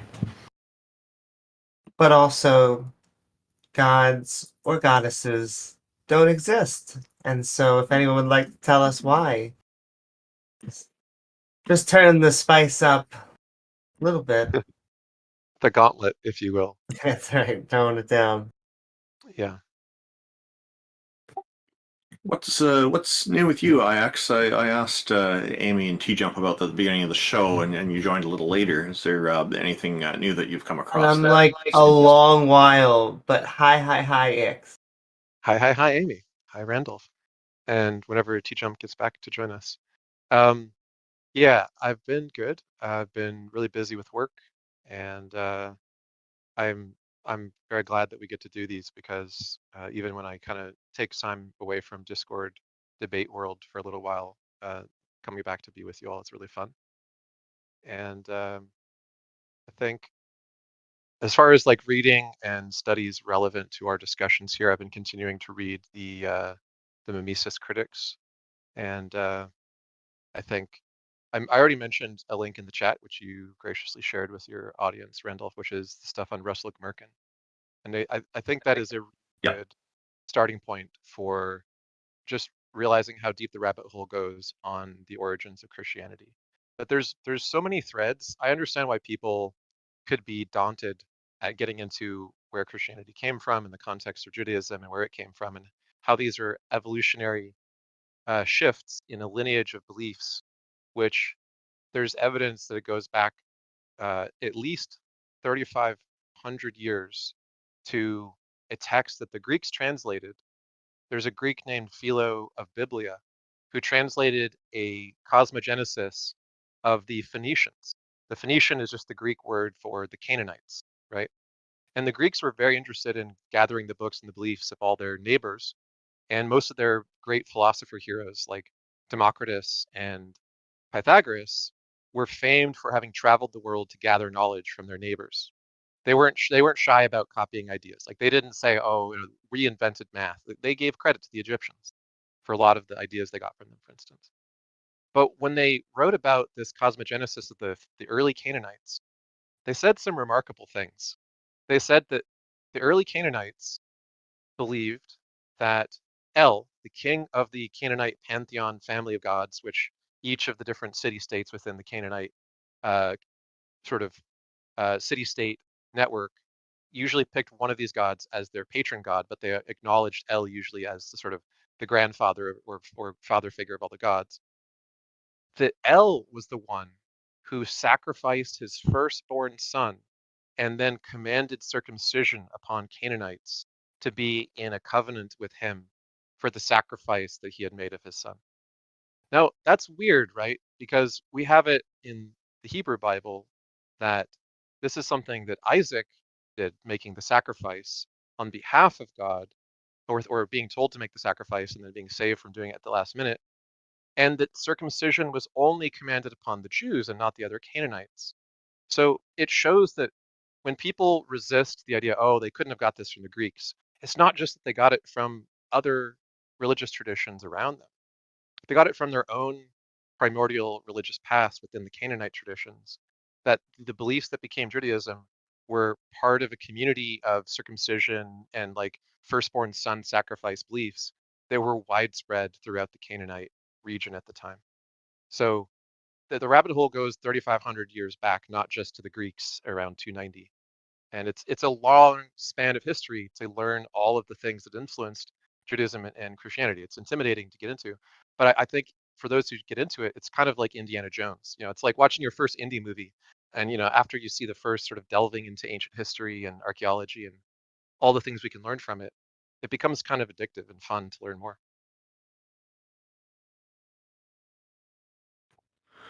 You know, just as an aside, from something I mentioned earlier, and thank you for all that.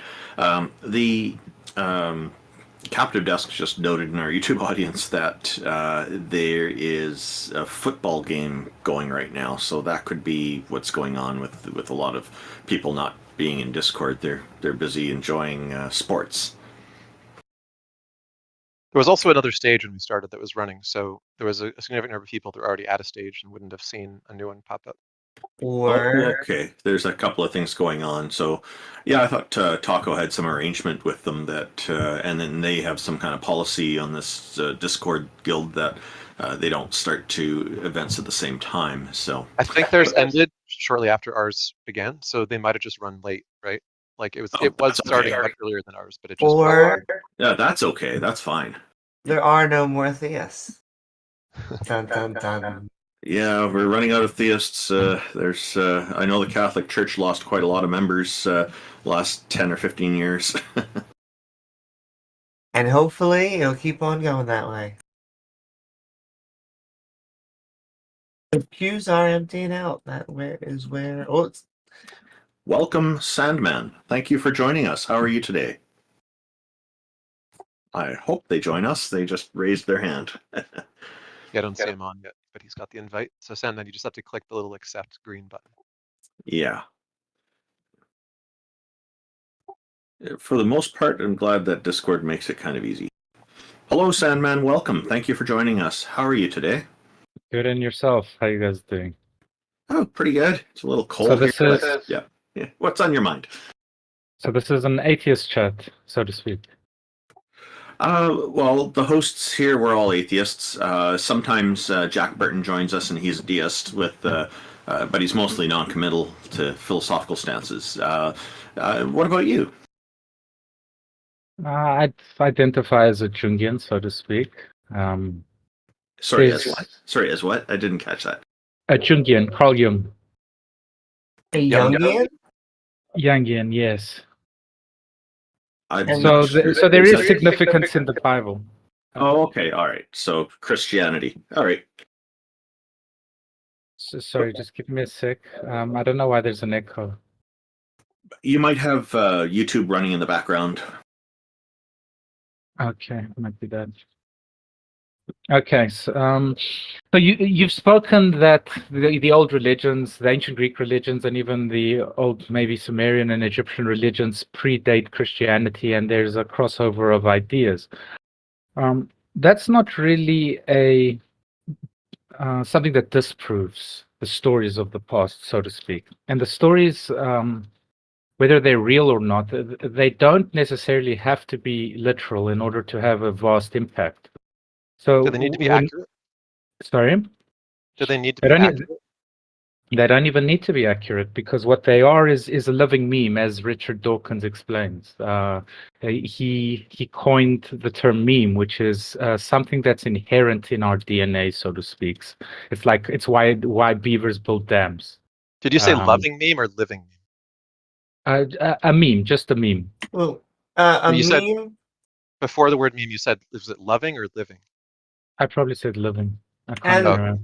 And the word meme was coined by Richard Dawkins within Selfish Gene. It very specifically means a specific one unit of culture, one idea.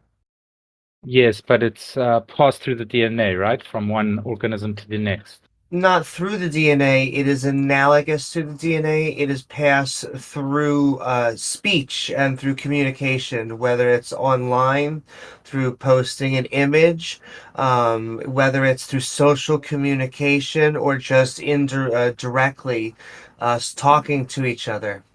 Imitated behavior, linguistic or But but otherwise, but, is but he memes. It has very nothing to do with genetics. he well, yeah, you're right in a way, but he very precisely uses the example of the beaver. Of the beaver building dams, not of the beavers Sure. communicating in some way. But that it's a This- good idea so that they are able to say, hey, this is what we do. There may not be a specific gene that actually codes for beavers to do that. What he may be saying is that beavers actually pass it on via culture. Each beaver is teaching the parents to their children, are teaching them how to do it. Yes. But however, in experiments, we find you can displace a beaver, put it into a completely separate location without parents, without any nurturing, and it will still inherently build dams. But he is specifically saying that, so what that's called the extended phenotype. That's actually a different book, and he makes a reference to it. But the idea of the extended phenotype and the idea of memes are two different things. The extended phenotype, the phenotype is your body that is generated by your genotype, right? And your extended phenotype are all the things that you do to your environment to make it suitable for you, such as building shelters. But in the case of the meme, what he's saying is that there's kind of an analogy to the extended phenotype, but it's a much more extended one.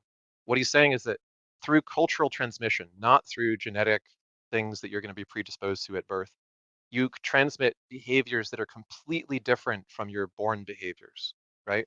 So they're not instinctual, they're purely cultural. And that's what he means by memes. Okay, I think you're misrepresenting what he said about the meme. I've read like literally almost all of Dawkins' books, and I'm pretty familiar with it. I Well, also recommend reading other authors who've written about it subsequently, like Susan Blackmore and Daniel Dennett. There's a lot of books on memetics, not just Dawkins, and his idea is pretty well understood to be the purely cultural transmission, even if it's based in or connected to some genetic predispositions, it's divorced from them at the point at which it becomes its own replicator. The essential concept of the meme is that it is a replication of behavior or information that is autonomous and survives outside of its host. And yet, the Dawkins himself describes it differently. He has no he actually can't explain why a beaver can build a dam.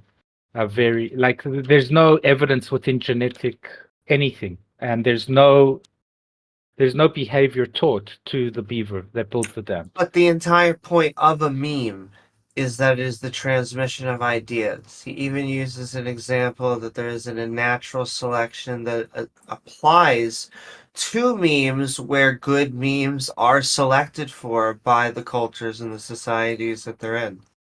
Sure. So, given the existence of the meme, we can also speculate that we also have something that resonates like a meme within humans, right? We could make So we that have assumption. predispositions that make us more or less susceptible to certain ideas. Absolutely. And there So, can also be what's called convergent emergence, or convergent, in the case of genetics, convergent evolution, where all sorts of organisms look like crabs or look like dogs or look like, rodents, regardless of having no common ancestor and their ancestors looking totally different. The same situation will provide a constraint which will force an organism to emerge with the same behavior, whether it be mimetic cultural adaptation or genetic physical adaptation. So it's perfectly plausible that a different species in a situation like the beaver situation could evolve the ability to have dams without having any common ancestry with beavers, just because the situation favors dams. okay. So, how would you? Well, one of the best authors that would actually explain the human meme or is actually Carl Jung when he talks about the collective subconscious. There are certain variables that share us. We can also go into the work of Yuval Noah Harari, who's also an atheist, and he talks about how important religions are from a historical perspective in uniting us and helping us find tribes. Now, the work of Carl Jung and even Jordan Peterson is extremely interesting because Peterson just takes it to the next level. He combines things from Nietzsche, Carl Jung. He doesn't agree with them completely, but what he essentially does is he shows us that the story that we create echoes in the real world. There's consequences, almost like birthing the AI god, right? We are on the verge of creating AI, and we are the gods of AI, so to speak. So the religions, in turn, are. It's like what came first, the chicken or the egg? Is this a simulation? Is it? There's a lot of predispositions in which a god can occur, even if it's a metaphorical god, a god of the book, a god of, say, that we created ourselves, and yet is inherent in us. And then when you look at the Holy Trinity, what are we looking at? We're looking at the Holy Spirit, Jesus, and God. The Holy Spirit, it's all representative of us, right? We are all God. We are all the Holy Spirit. We are God is one, in other words, the representation of what is the chaos, the order, and the Son given birth to the Father. So when you look at how this hyperlinked textbook is perfectly pieced together and includes history that comes from the ancient Sumeric religions, the Egyptians, you start realizing that this is a template for 10,000 years of morality philosophized into stories. And it becomes even greater than what some of the religious folk would tell you. Even in the Catholic Church, it becomes a marvel of which God's glory is even greater than the literal interpretation of the Bible. Well, there's a great. Oh no, go ahead. Go ahead, Amy. Well, it's just that I understand a Jungian way of making characters that we can try and make archetypes. You know, there are things like the thief and the hero, and but I don't believe in a collective unconscious. We could talk about what conscience even is, but I mean, I will accept that we can have value from mythological stories and that we could. I think the only value from religion is when we understand a non-literal interpretation and we just put it within the pantheon of the other books that we tell. I guess it always just loses me with the Trinity stuff. I just never understand the the child coming from the Father, and then there's this Holy Spirit over here. I understand within mythic structure, someone's supposed to die like 2/3 and have resurrection, but it's not. It's a that's just a template. It's not supposed to be Jesus. But yeah, X wanted to say something too. Well, I'll let you Sure. respond to Amy first. Okay, so the rebirth, right? The baptism of Jesus, of others. It's almost like a second chance. Are you going to get your life in order? So it's a template for the betterment of your life, and it's based on certain moralistic codes. Now, you could say Harry Potter is also a Jungian idea. Certain kids grow up thinking, okay, I want to be Harry Potter. Look what a nice kid he is. He's got his friends. They're living this dream world. And they might actually envision and fantasize and even have dreams about living the life of Harry Potter. But what we have in religion is a much deeper story, a much more all-encompassing story that has shaped not only our own morality, but that of our forefathers. In other words, logic is like the idea of slavery. Should we or not Wait. have slaves? Oh my. Can I just stop you for a second? Because I was really going with you, and then you just took like a turn where it was like, because I would say the only value we're gonna get from it is if we understand that the Bible and Harry Potter have exactly equal value. Unless we're talking like a historical context, like clearly, there's 2,000 years of historical context, but like from just picking a book in the library, Bible, Harry Potter, basically the same. Well, why wouldn't they be any different? Well, they are absolutely different because without God, without the Bible, Harry Potter does not exist, first of all. Language How do you know would that? not exist the way you know it. Um, when we talk about historical figures, like, say, one of the most influential people in history, like, say, Alexander the Great, who conquered most of the known world, um, he is less significant in impact to the human race than this idea of God that was followed by many, and his moral structure came to be what we know as the free world, as Western societies. It is Christian nations that abolished slavery, nobody else. There That is is still slaves in the Islamic world. nonsense. There I is mean, there, the Bible condones slavery, and at least in our country, it took a civil war to actually stop them from continuing to own people. The Confederacy was the only constitution which quoted having God within it and also saying that slavery was a God-given right. and to say that language should be not as we know it now without the Bible in human history is, you could say that of just about any book that's been become popular No, you in can't. throughout the ages. You So absolutely that cannot. doesn't mean that the Bible deserves credit for how our language is today. It is definitely not a linguistics book. It's not teaching us language. It's just a bunch of books put together into a bigger book. I'm not sure what you're trying to attribute to with that. Well, it's the unification of the gods, right? The ancient Greeks had 12 gods of Olympus, plus several more. The Hindus have also very many gods. The ancient Egyptians, same thing. So when you're trying to formulate logic and morality and whether slaves should exist and how you should treat those slaves, which is all in the Bible, Now, how to abolish slavery is also in the Bible. No, There's it's not in the ah, Bible, and Jesus didn't it come is. along and Well, you fix can't it. just correct my statement. There is a way to end your slavery or your servitude within the Bible. It Yeah, exists. move The away the from the concept religious exists. teachings of slavery. Yeah. It So exists. 10 men, Okay. I got to plug a book by a homie. Have you ever heard of Dr. Josh Bowen? No. Okay, so Dr. Josh Bowen is an expert on ancient languages, including Sumerian and Akkadian and so on. And he specifically studies all of the texts which the Bible has in its oldest form. And he's written a book, which is now in its second edition, called Did the Old Testament Endorse Slavery?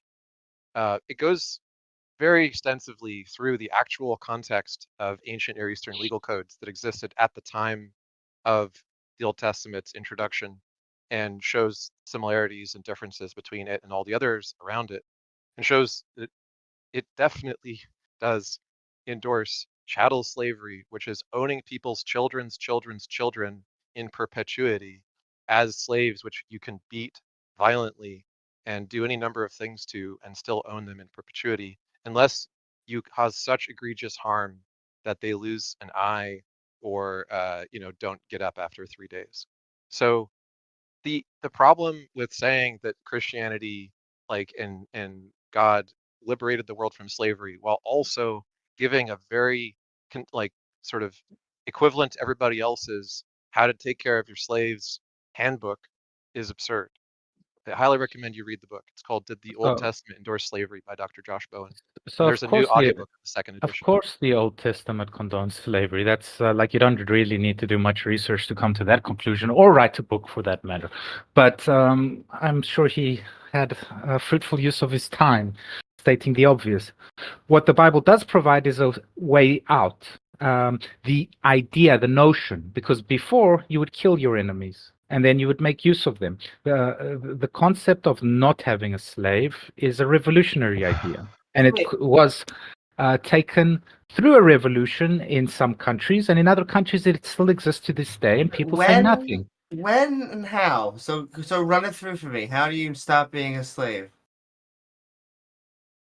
I have to get into biblical text. I'm not actually a biblical scholar to quote everything. I'd have to search it now. So you're saying that when it says to take all of the daughters, all the virgins from a people that you have genocided and keep them from yourself, you're saying it's because these virgin daughters are a threat to you militarily and you would kill them otherwise? That's a Well, moral innovation? The distinction of Christianity especially is it takes old textbooks, old morality, and then it somehow magically interlinks the New Testament with Jesus Christ. And there's a great book written that the New Testament actually echoes some of the traditional Greek religions. It's inspired by the Greeks, not so much of Judaism. And what it does in a very nice way, it takes the old morality and brings in this liberator, this figure called Jesus, that carries his own cross, goes through his suffering, and keeps doing the right thing towards what God really intends. So Sandman, it's quite beautifully intertwined in how the logic. The Old Testament shows a barbaric world, and it's obvious that it's of barbaric. course, very And then we see the hope by God Himself coming, enacting, and giving us a better solution, a better morality, a better way of being. Do not cast the first stone, and neither will I. He says to the prostitute that did deeds that would, in the Old Testament, lead to her death. God says, no, don't do that. He actually contradicts the Old Testament. He does not stick You're already to the right. laws of Moses. Barbaric, have you not seen Detroit? I'm kidding. Well, can I actually just quote? I think this is called the New Testament, right? Oh, yes, that's slaves. Obey your earthly masters with respect and fear and with sincerity of the heart, just as you would obey Christ. Obey them not only to win their favor when their eye is on you, but as slaves of Christ, doing the will of God from your heart. Serve wholeheartedly, as if you were serving the Lord, not people, because you know the Lord will reward each one of you whatever good they do, whether they are slave or free. That's so Okay. weird. Is it weird? Because let's look at our modern society. Many people are underemployment. Employment means you give a fee, you get a fee for your time. That fee is essentially for goods and services, and it's an online database, so to speak, of who did what for who. And your boss literally tells you exactly where to go, who to speak to, which contract to make and not make. Is that not somehow, in some regard, a slave? So I'm the sorry. morality is you have to serve somebody in order to prosper, in order to advance. The point I was, Christianity does offer a way out in certain passages from slavery, and it bridges the seed of thought that allows the Western world, because it is only the Western world, anywhere in the world, that has You're wrong about that, abolished Sandman. slavery. Oh, You okay. mentioned Name me another Hinduism. place. Yeah, so are you familiar with King Ashoka, for instance? The Hindus have slaves. There's a I caste asked if you were system. familiar with King Ashoka. I didn't say that they permanently did so. Just said that there was a King Ashoka, was a Buddhist king who abolished slavery. You're not familiar with that? Okay, well, good for the Buddhists then. Maybe they can also roll with the Christians. But Besides, it's not really like a measuring contest. The question is this: look, well, it is. you came in and you said that as a Jungian, you don't really care if anything is true or not. All you care about is if it teaches some like good morals and if it's similar to what you think is valuable about the collective unconscious or something It's like not that, that I right? don't care, it's that everything is true. So Okay. every story is true. It enacts a certain amount of impact on the world. And some stories enact more impact than other stories and have gone for more generations and have led to different results to other stories. And the Islamic world has persecuted itself and others for Some thousands stories of are years. more What you're true than saying others. is that the story's truth, in other words, it is not matter of whether it is fiction or nonfiction. What you're saying is true about it isn't that it is actually a true account of what happened. What you're saying that is true about it is it has an effect on the world. Would you agree with that? No, I would say it has more than an effect. There is truth to it. If I tell you Aesop's tale, the story of the hare and the tortoise, Yes. clearly that race never happened, right?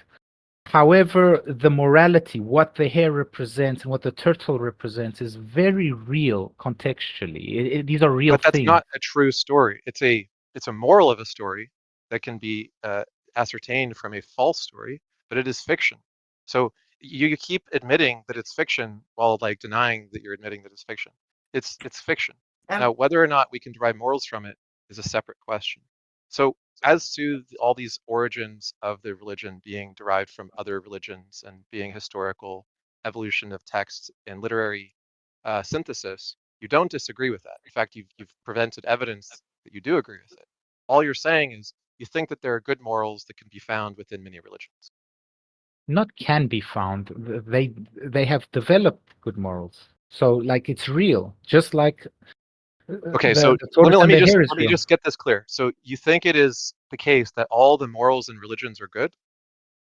No, of course not. Islam makes huge mistakes. And if you had to compare Christianity to maybe a religion derived from a fellow alien race in another subculture, maybe they got it even better than us. All three of them are very but- similar. Like the Jews, the Christians, the Muslims, all of the Abrahamic religions, they all get it wrong in very weird ways. They all have miracles that do not happen, and they all plagiarize off each other. And so it's weird just to be like, oh, this one definitely got it right, and yet this other one. They're not similar at all. So they've all got the character of the hare and the tortoise, so to speak. However, the embodied values in the hare and the tortoise in each one of those religions and the conclusions they come to are disproportionately different one to the other. In fact, they're polar opposites. You Because could call the Prophet Muhammad. subjectively- You could call the Prophet Muhammad the Antichrist to Jesus. They are completely different characters. The one's a warlord, the other's a hippie. Like, you cannot make that statement. Only if you believe in one, because Jesus said that he came to bring a sword. And so, once again, he endorsed slavery. So, you just pick the parts that you like. They're just going to point to the prophet making peace in Medina. Don't you see? He brought these tribes together. He Also, is a peacemaker. You could do this No. all day with any religion. Well, Yeah, also because they're all taking it out wrong. of Jesus encouraged people to think that the end of the world was nigh, and early Christians widely acted as though the world was about to end and were confused and shocked when it didn't and made up new Christologies and explanations for why the end didn't come, right? So it's not the case that Christianity is just this perfect set of beliefs. Christianity nobody has said it many was problems. perfect. The question is this, Sandman. Do you believe that a supernatural being created the universe? Well, does it really matter what I believe? How So you how don't believe in God. You just Yes. believe that the morals of no stories are valuable. no, but look, deep down, it doesn't matter if you're religious or not. What? Like you can have your stance, you can have your opinion, but deep down, every single person within their set of beliefs is an agnostic. Nobody truly knows, and if you claim you know, you're being naive. What did Socrates say? I am the smartest man in Athens, for I know nothing. Sandman, Uh, are you an agnostic as to whether every email scam that tells you to give $1 million to a prince in a foreign country is true? Or is it reasonable to suspend judgment on each of those? you make a calculated decision about everything, but even the apple Absolutely. on my table isn't certainly there. It could be like The question is, we if might be in a something is simulation. okay, look, if a claim is made on spurious evidence within a literary genre of fictional literature in its composition and derives from numerous sources, however enjoyable the tale is, whatever value or meaning I might derive from it, I shouldn't believe it's literally true on the evidence. And it's not justifiable to say that I'm actually withholding a judgment on the proposition of a piece of fiction being fiction, right? So, on your view, you don't believe in God, but you believe that the morals of religious stories are valuable to people, which is perfectly compatible with any other atheist who just likes religious wisdom literature for its inspirational content. And yet my conclusion is that God exists.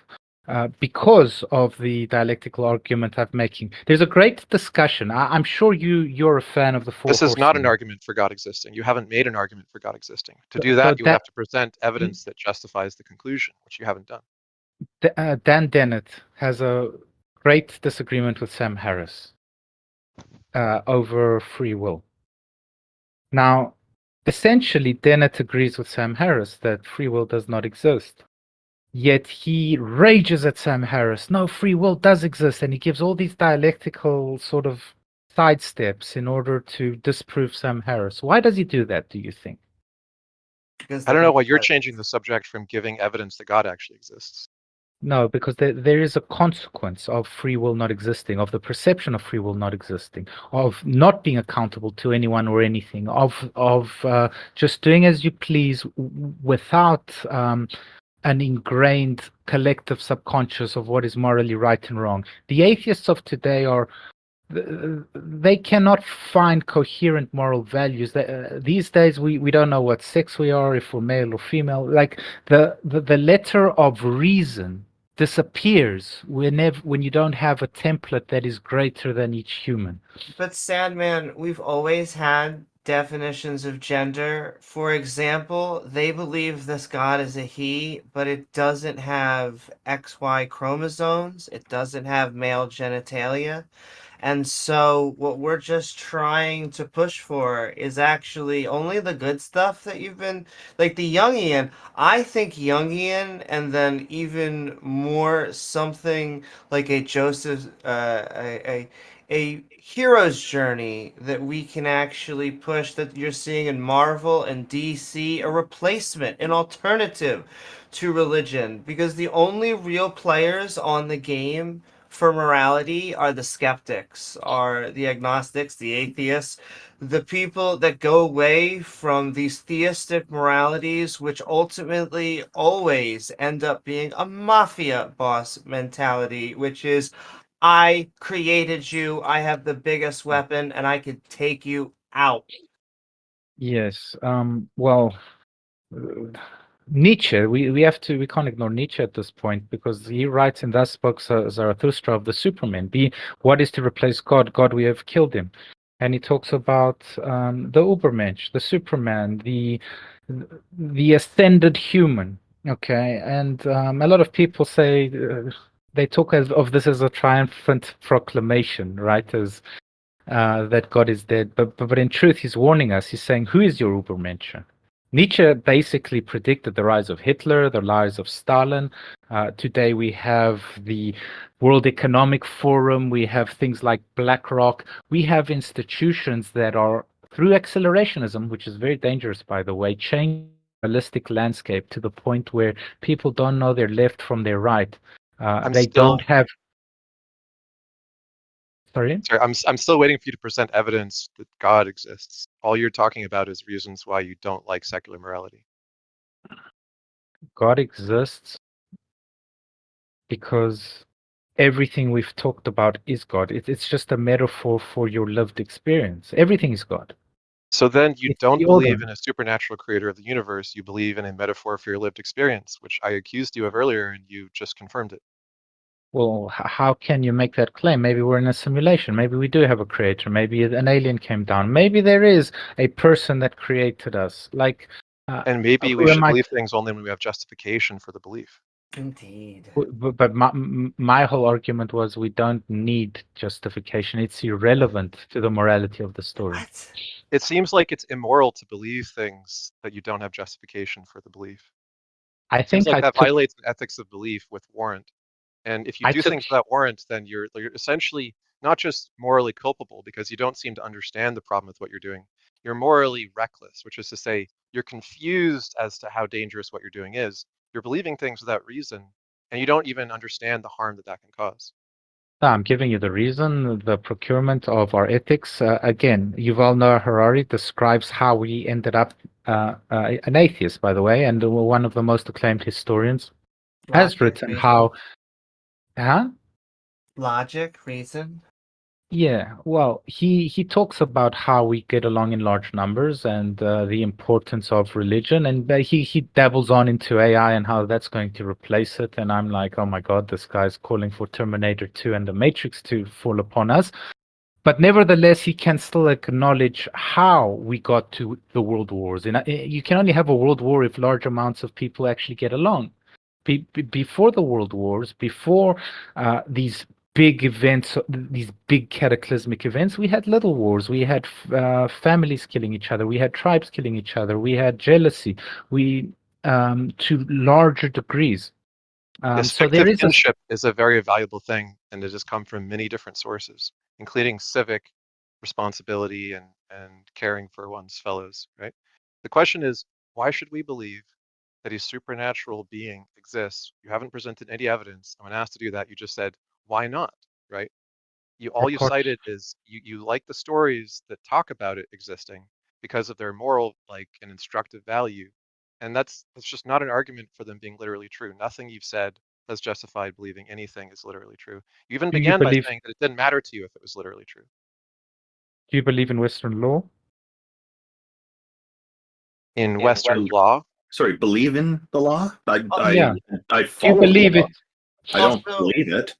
I question it sometimes. I even have fought back against it and been successful as part of a campaign to change it on a few occasions. And that comes from Rome. That doesn't come from Christianity. That comes from things much older and existed way before Jesus. But with religion, there is no option to do that with the religious doctrine, which is probably part of the reason why people just say, oh, let's avoid this and just start a new religion. Yeah, but law is just a collection of stories and precedents, right? No, law is not a so collection of stories. It's rules. no, it's not. It's precedent. The fact that In you Ohio. won the fact that you won a court case in a legal system means that it may have impacted the law of the. so Things, you're because- confusing genres. Like history and legal precedent are not equivalent to fiction and like Aesop's fables, etiology, just so stories. They're both building on one another. The difference is one of them is based on consequences for actual people, and the other is based on metaphors, which might inspire actions in people, but don't really have any grounding in reality. And also, it's important to note that a lot of law isn't from precedents being set. Yes, there is precedent setting laws, but most of the laws that we have in Canada, for example, are not from precedents. They're from laws actually being made, just because they needed to be made. I don't know. There's a lot written. There's a great JSTOR journal about the history of Christianity and law relations and how they way of different. Your audio's breaking up. We can't hear you. While you fix that, I'm just going to say that the whole reason that human societies create laws is that whatever the religious rules are didn't suffice. We needed to do better than that. We needed to make changes to what was there because the religious ideals are oftentimes out of date. So we need something more modern that's going to serve the current society because the religious doctrine can't be changed. So we can't change that. We might as well make new laws. Absolutely. And that's why the American Constitution is such a great document, so you don't overchange and break the rock. Of course, you've got tyrannical people like Ginsburg who tried to destroy the American Constitution, one of the greatest constitutions ever wrote, and almost leading to disaster. Thank God she's dead, but... Well, that was a degenerate thing to say, but, you know. How did she try to do that? I'm curious. She was a non-constitutional judge. Everything she did was about breaking the American Constitution. Not to go back to it, but we have a bunch of judges on the court that lied on the under oath and said that they were not going to overturn Roe v. Wade, and then they got in, and then they decided to do the exact opposite. And so I guess that just makes them D-bags? I don't know. They didn't overturn Roe v. Wade, though. That's the thing you're missing. Roe and Wade did get people they're passing laws in certain states to banish abortion. Abortion prohibition is on the rise in the U.S. It's a new form of prohibition, and it's a violation of human rights. And they wouldn't be doing that if Roe and Wade was not overturned. Okay, so the problem with Roe versus Wade is you've got to understand that the U.S. is not like a normal country. It's a federation of I can states. accept that. Well, it's a federation of states, and you had the Civil War and all that stuff, and there's a certain amount of independence of each state, and Roe versus Wade basically forced each state into subserviency. Now, the decision of each state is what matters. So Roe versus Wade is unconstitutional because it goes against the state's liberty. It's got nothing to do with abortion. Roe vs. Wade was overturned not because of its stance on abortion, but because it forced people. It forced people to. It forced states. I mean, each state to abide by something that was unconstitutional. Now, each state can either have or not have abortion. Okay, you've said that a few times. Once again, it did not force them to do anything constitutional. The states do not have a right to force pregnancy on women.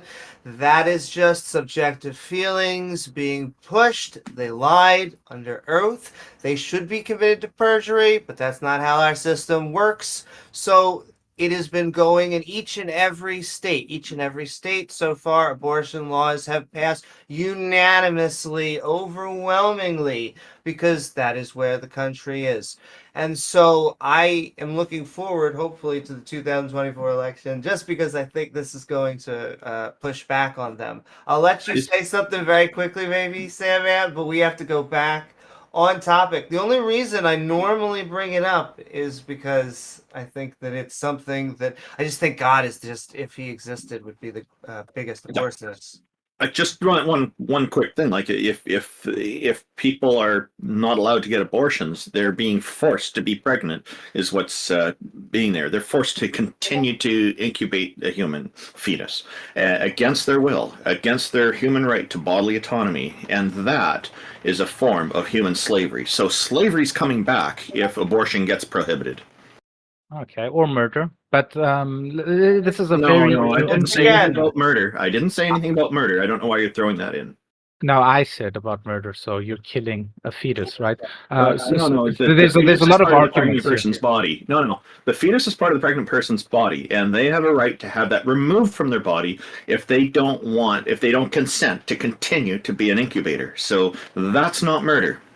Well, I don't want to have this discussion. The point I made was because in Germany it's only 12 weeks. In the US it was whenever the hell you wanted. You could literally butcher a child and tear off its limbs when it could literally survive by itself. That's not and true. The Democrats were pushing for abortion after they were born because of the damage some abortions did without killing the baby. Anyways, you just contradicted yourself. You just contradicted yourself. This is a nuance. There. You just contradicted yourself. It's impossible to have an abortion after the pregnancy is over.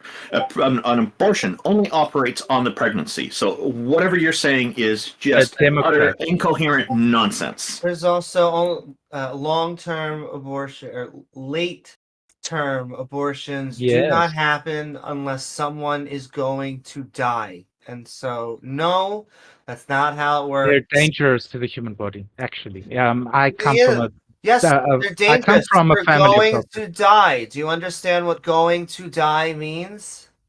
An abortion is not a good medical procedure to avoid death in any way. It's actually very harmful to the human body. No, there are not what you would do. No, once again, you would not prioritize killing a baby to save a person's life. That is fake news, false information. So you're saying you're uneducated. You're talking to a healthcare professional. You're talking to a healthcare professional. We're talking about abortion, and you're changing the topic to babies. Why are you moving the goalposts here? Because you've moved the goalposts, and no, I haven't. Very vehemently onto no, this. You changed it to babies. Now you're going on to infanticide, which is a very different topic from abortion. Well, that's what the Democrats were pushing. But anyways, I'll stop. No, I don't believe so. There are failed abortions, okay, and sometimes for to end human suffering of such babies, they wanted to allow post-pregnancy abortions to alleviate. They were going to die anyway. You're contradicting yourself. Sometimes they're born alive. Is a post-pregnancy abortion. That's nonsense. It's incoherent. It doesn't well, that's what the Democrats were trying to push. That's they were trying to incoherent. push death up to like age 4 or 5. I'm pretty sure that's what the law said. No. Why don't we just let him return to the topic he originally brought up, which is let's do that. Yes, thinks that God exists, but he thinks that God doesn't literally exist. And I asked him to present any evidence that God actually exists, not just as the metaphorical, inspirational character in a story that he thinks is valuable. And his answer so far was, well, like a lot of people believe in stuff, the collective unconscious, and why not? Okay, so I'm just going to leave you because you've got obviously lots of viewers, and there's at least one person that wants to get on here. So I'll leave you with this. I'll leave you by a quote from Spinoza, and you can talk about maybe Spinoza's God. God is one of infinite substance who possesses an infinite number of attributes, each expressing an eternal aspect of his or her nature. So, like, God is all around you. It's everything you define as not being God, every little miracle, every sunset, just watching the moon, the stars, the wind, and the beautiful seas. Like, God is everywhere, and it's just a metaphor for existence. Have a good day. Thanks for coming on. So God is a metaphor. Yeah, thank you for that conversation. It was a bit heated, but there's no ill will here, just so everybody knows. We do welcome heated conversations as well, although we do generally prefer conversations that are a little more civilized. And most of that conversation was quite civilized, I think. By the way, can we get Walker up here as well? He's been in the audience for a while. Yeah, Duke was in line first, so I'm going to bring Duke up first.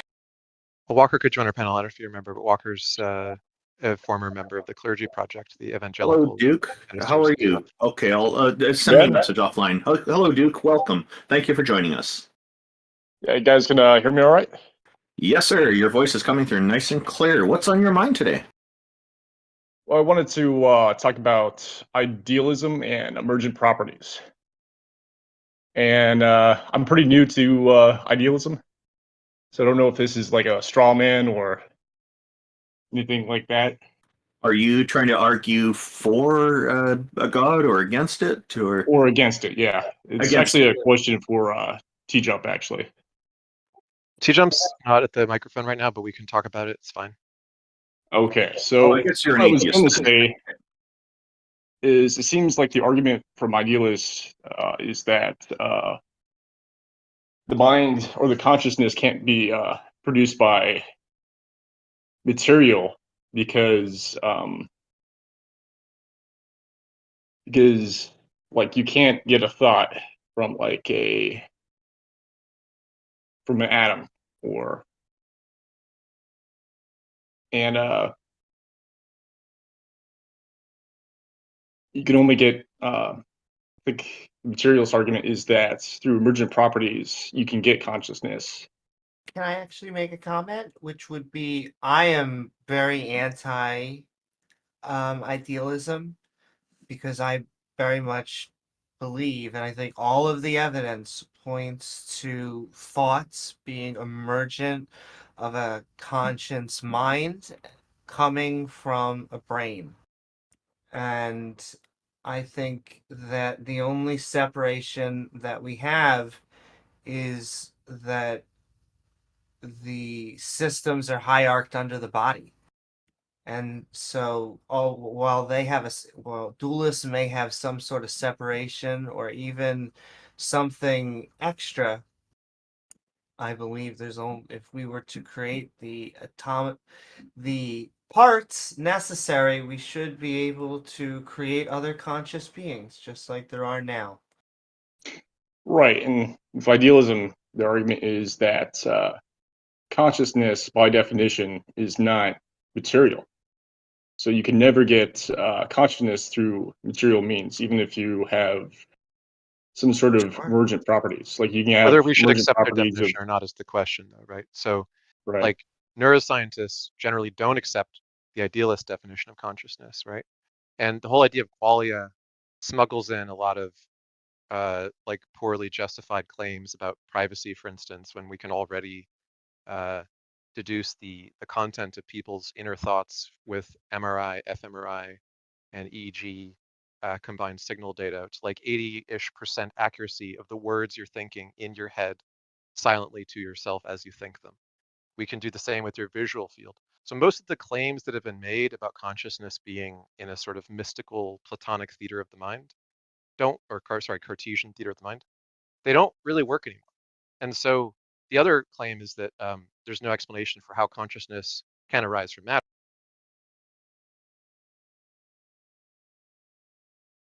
Through biomimicry of the brain, with artificial neural networks that are structured in analogous ways to the physical biological neural networks that we find in brains. Indeed. And they perform similarly in respect to their ability to understand, and respond to their environment.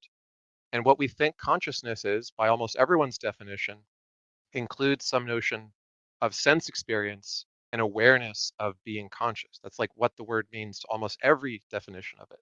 So the idealist definition of consciousness probably should not be accepted, but the idealist definition of consciousness includes the things like being aware of your environment and responsive to it, which are explained by physical neuroscience. So what is it that idealists can point to which can't be explained, which anyone else should accept, and not just something that they make up in their heads?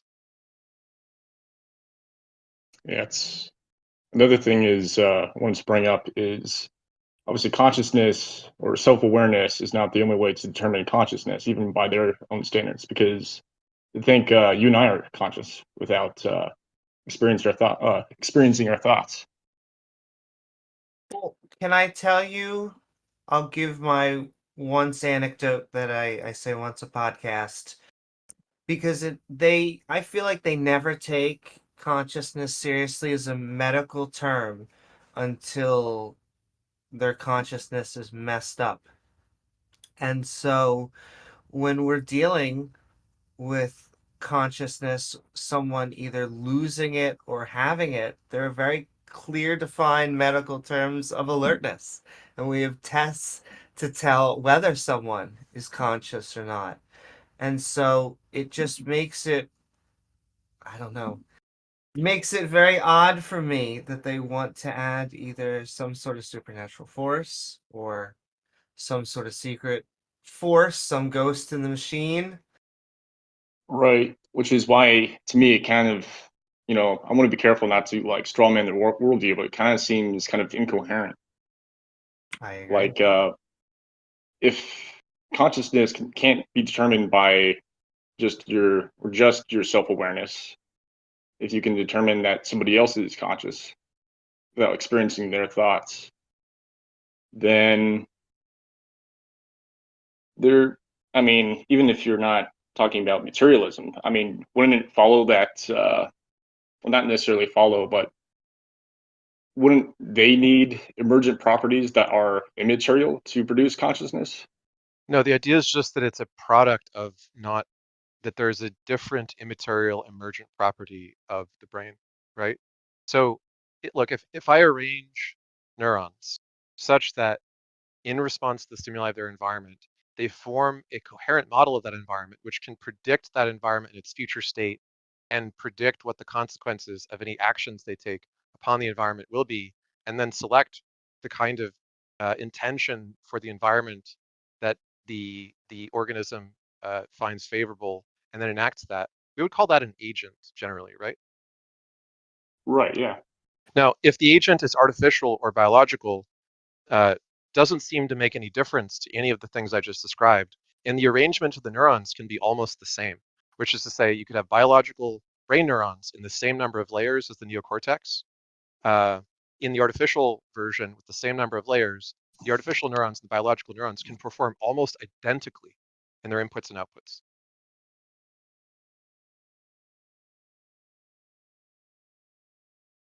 Okay. So Well, that's really the leg to stand on, that idealism and all these other skepticisms about physical consciousness we're trying to stand on, and it's been kicked right, out from under them, and they don't seem to have gotten the memo. I see. Well, another thing is this isn't like a question about like, I guess this is more of a question about their beliefs. You can be a theistic idealist, right? Or be a Christian and hold idealism as well. Because idealism is not like a religion per se, right? It's kind of like a Sorry, what did you say? position. Idealism? Yeah, it's a philosophical position. You can be an idealist without being a Christian, or in any different flavor you like. Yeah, I see. Okay. So how does that? I mean, it's different from Platonism, which is that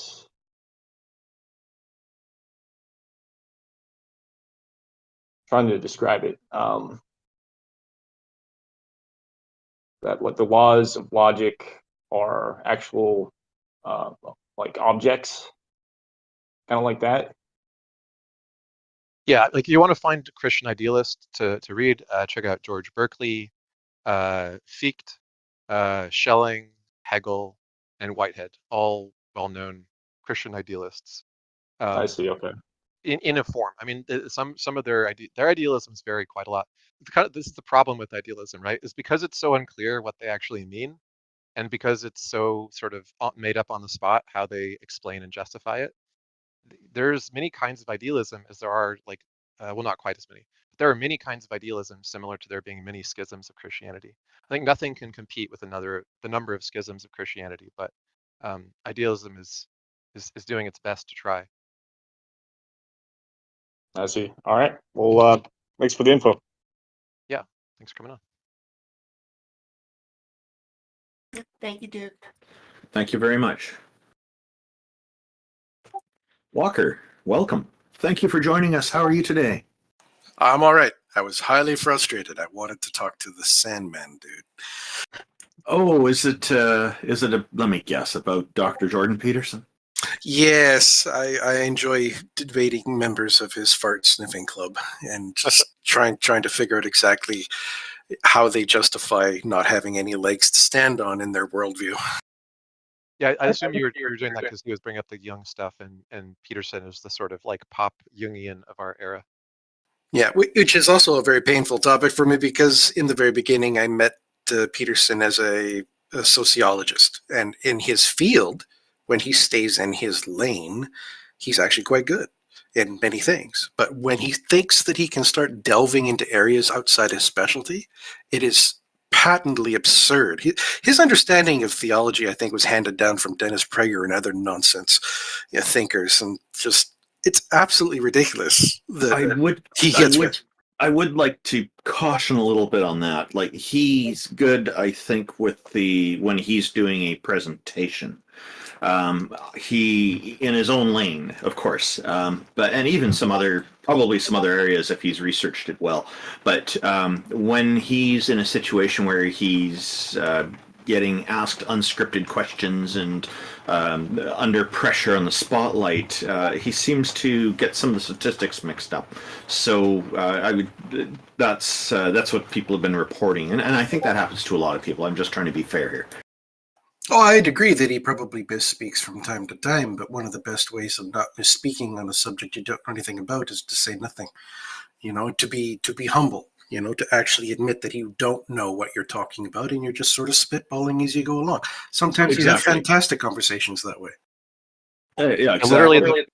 Literally the first time anyone ever mentioned him to me and sent me a video of him talking, literally the first thing that came out of his mouth was literally wrong.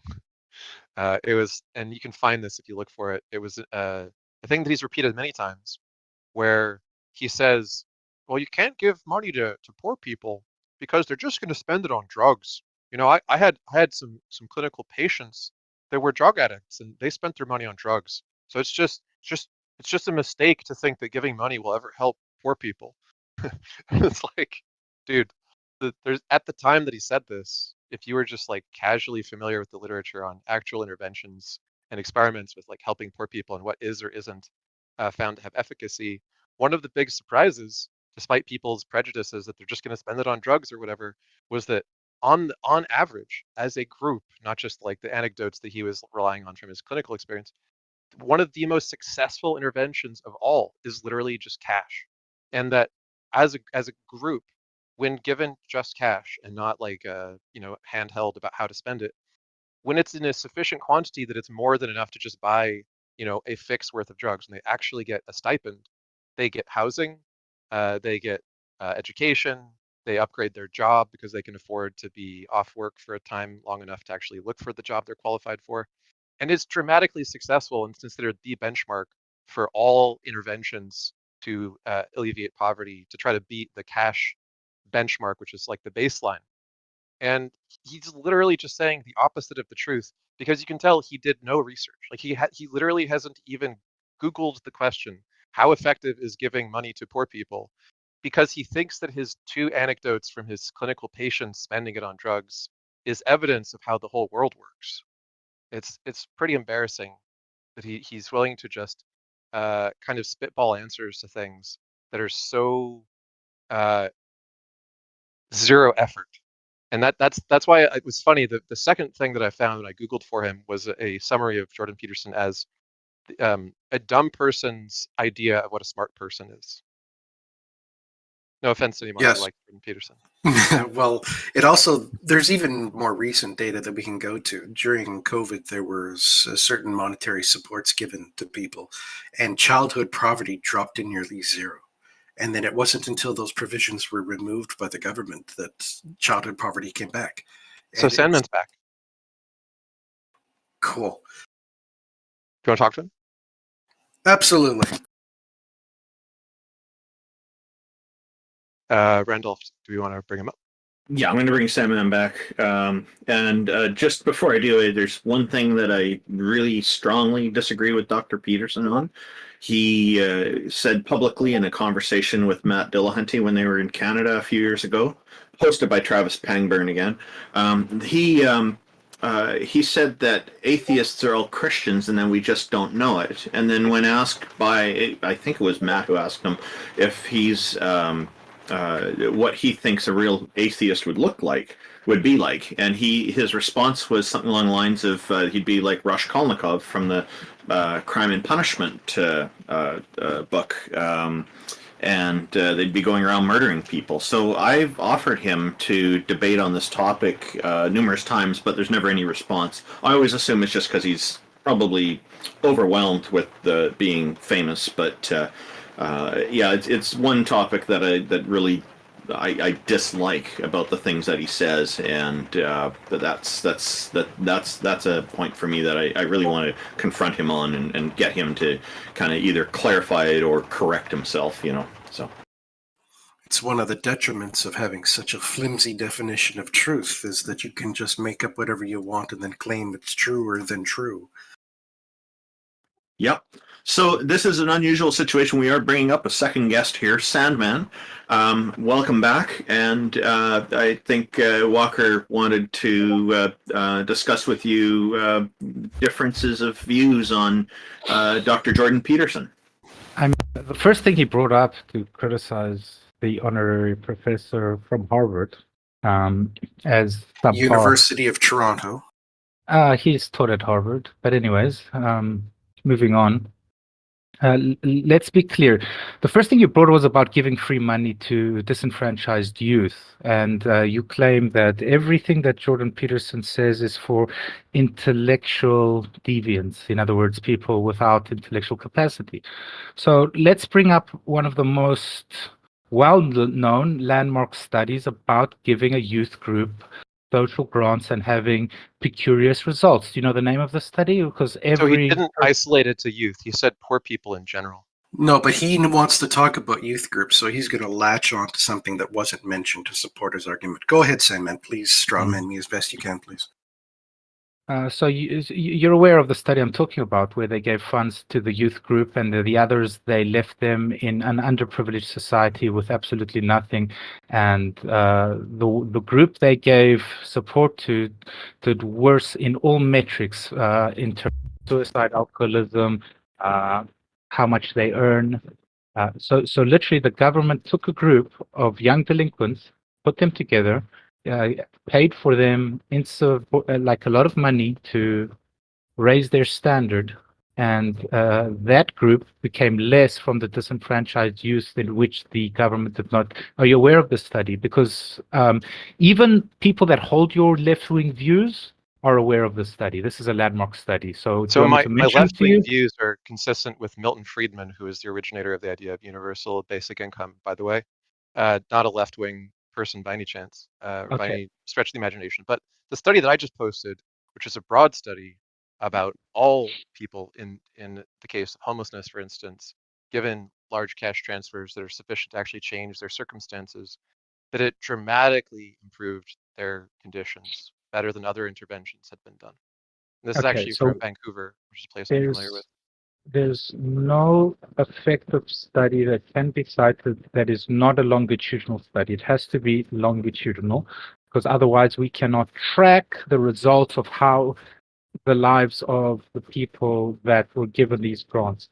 And there's one study in particular that was founded in 1935 that every sociologist should know about. This is why I asked you if I should tell you about the study or if you have heard of it, because if you haven't heard of it, I don't think you have any authority speaking on this field in sociology or youth development in any way. Nobody with an education has not heard of this study that I'm speaking about. Do you know which I'm referring to? We don't need to question people's Okay. credentials. Oh, They've you're got talking about the references. long run. Sorry, You're we don't talking need. about. We don't. I already know what sorry, he's talking about. I assume you're talking about the long run impact of cash transfers to poor families. Sandman. No, we no, don't no, no. need to. Sandman. We don't need to question people's credentials if we're citing sources already. I That agree. should be sufficient. Yeah. I agree. So that's why I didn't like Jordan Peterson being kicked in the mud, so to speak. I also graduated at top 10 university, and the study I'm talking about is Cambridge Somerville Youth Study. Okay, CSYS. It's a very well-known study. Okay, maybe you should read it. Now, there's been a lot of literature thereafter trying to disprove the study and say how they got it wrong and how this doesn't make sense. And there's been left-wing article over left-wing article trying to delete this study from the recesses of history. And yet the conclusion is clear. Those that gave governmental support to did worse. And we see it throughout history. We see it when they gave the Aborigines money with affirmative action. We see it in black populations. We see it everywhere where the government disincentivizes any propensity to move forward through social grants and free money. So I thought you were talking about the most long-term study in the field, which I would assume you would have been talking about the long-run impact of cash transfers to poor families, which mentions that grants to children are less effective, but it also mentions that to families as a whole, they're highly effective. And this has data going all the way back to 1911. So I don't know what you're talking about. You wanted to reduce this to talking about children. We would all expect, without any data a priori, that children are going to be less successful at managing their finances than families led by adults, right? That's not going to be a shocking conclusion. You don't even need to do a study to predict the results of that. We would conclude that the best way to help families is going to be to give it to parents so that young people can benefit from support. We would also find that like children who are on their own almost always do worse, and especially in examples of like foster care where they just have like parents that they're not well connected with. So yeah, there's a lot of things that are not optimal for children that work just fine with adults and families as a whole. What's your point? So I've posted the summary of the study, especially just Wikipedia. So the Cambridge Youth Study was the first large-scale randomized experiment in the history of criminology. First, it was commissioned by Richard Cabot, a Boston physician who proposed experiment to evaluate the effects of early intervention in preventing and reducing rates of juvenile delinquency. It was Okay. started in 19. Okay, so You don't need to this is repeat the the first. child study. The question is, why aren't you addressing the effect on poverty as a whole for adults, which is what Jordan Peterson was making claims about as a whole, all poor people, blanket statement, and he's repeated and doubled down on this multiple times. You're trying to make a case that he's not making or defend a position he doesn't take. He thinks all poor people are worse off if you give them money, which is just the opposite of the truth. And the vast majority of data, when we give supplemental programs, when we have things like food stamps, when we give health insurance, when we give cash if they are in a disability, all of these things, they help society and they are an overall net good.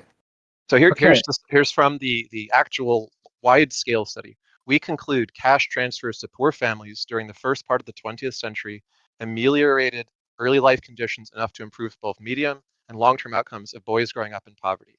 While conditions today differ significantly from those at the beginning of the 20th century, which causes us to be cautious at drawing conclusions, it is still the case that historical evidence constitutes the best available means to assess the impact of cash transfers across life course, right? So For you're how just long? wrong. No, wait. How long was the study undertaken? What were the dates? Do you know? It's using data all the way back to 1911. It says, we Okay. estimate the long-run impact in cash transfer to poor families on children's longevity, educational attainment, nutritional status, and income in adulthood. To do so, we collected individual level administrative records of applicants to the Mother's Pension Program, the first program government-sponsored welfare program in the U.S., 1911 to 1935.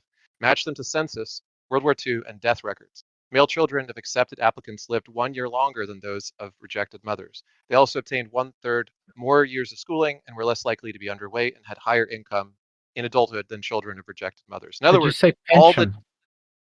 all the children who received, whose mothers received welfare between 1911 and 1935 did better in all the metrics they looked at.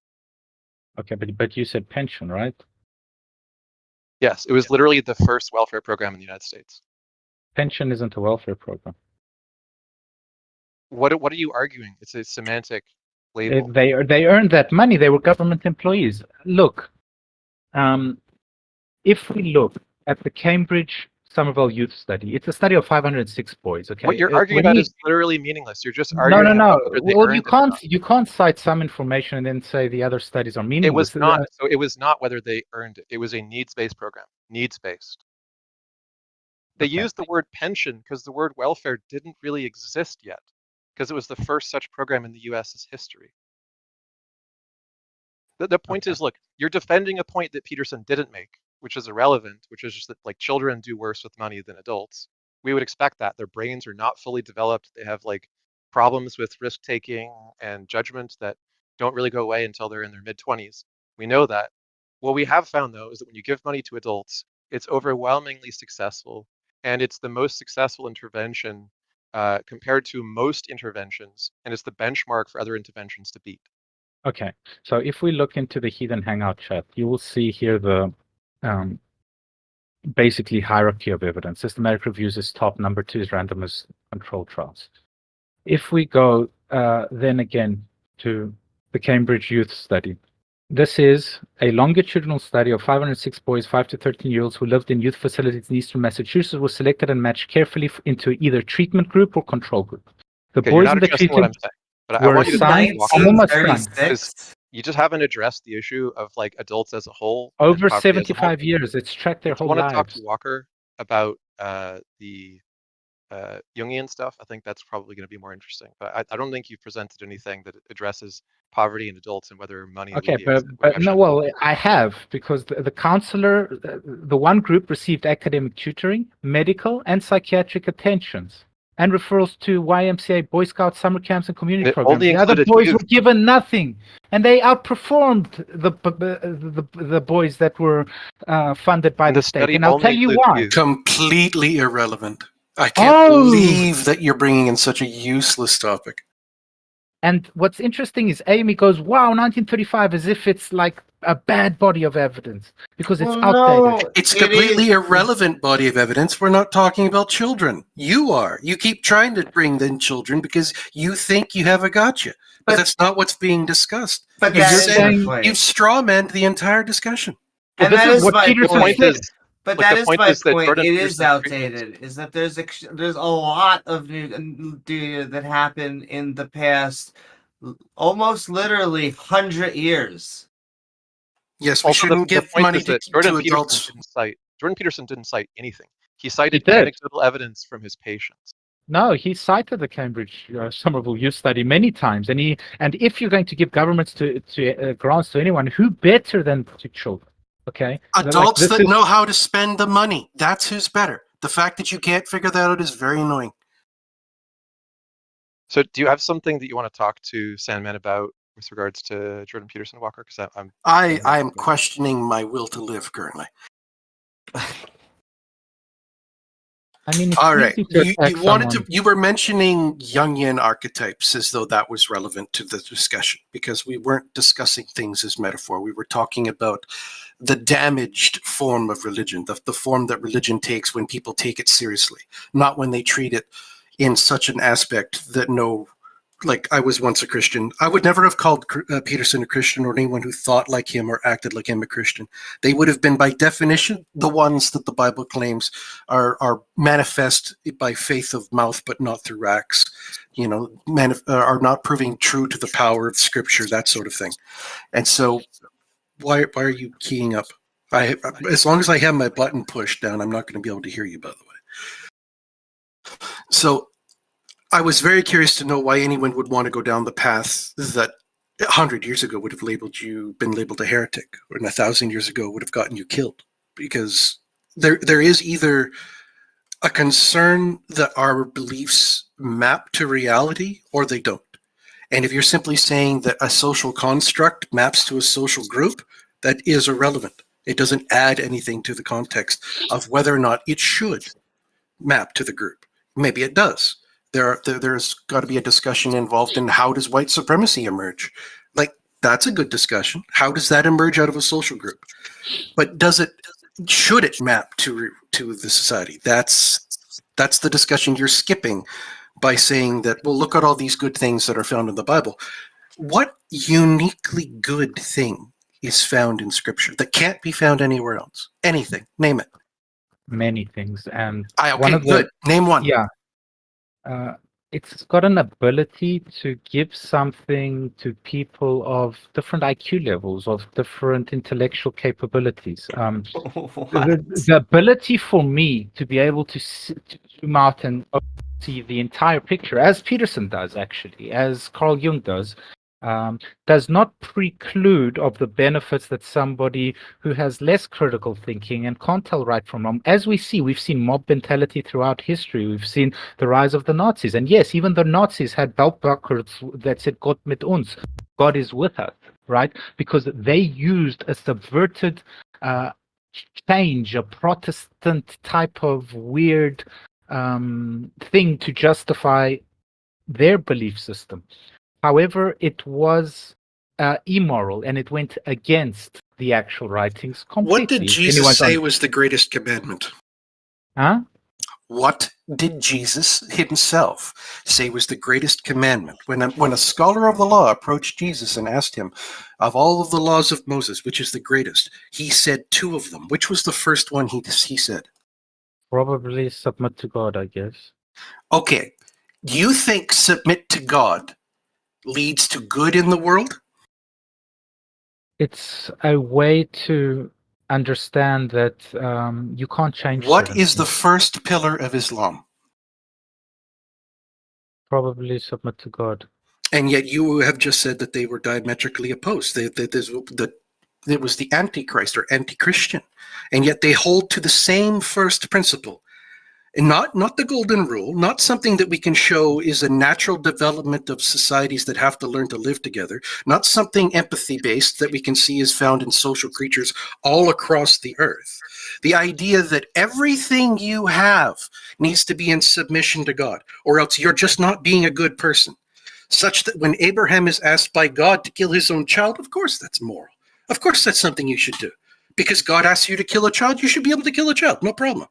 If you have that kind of moral base for your morality, you don't have morality.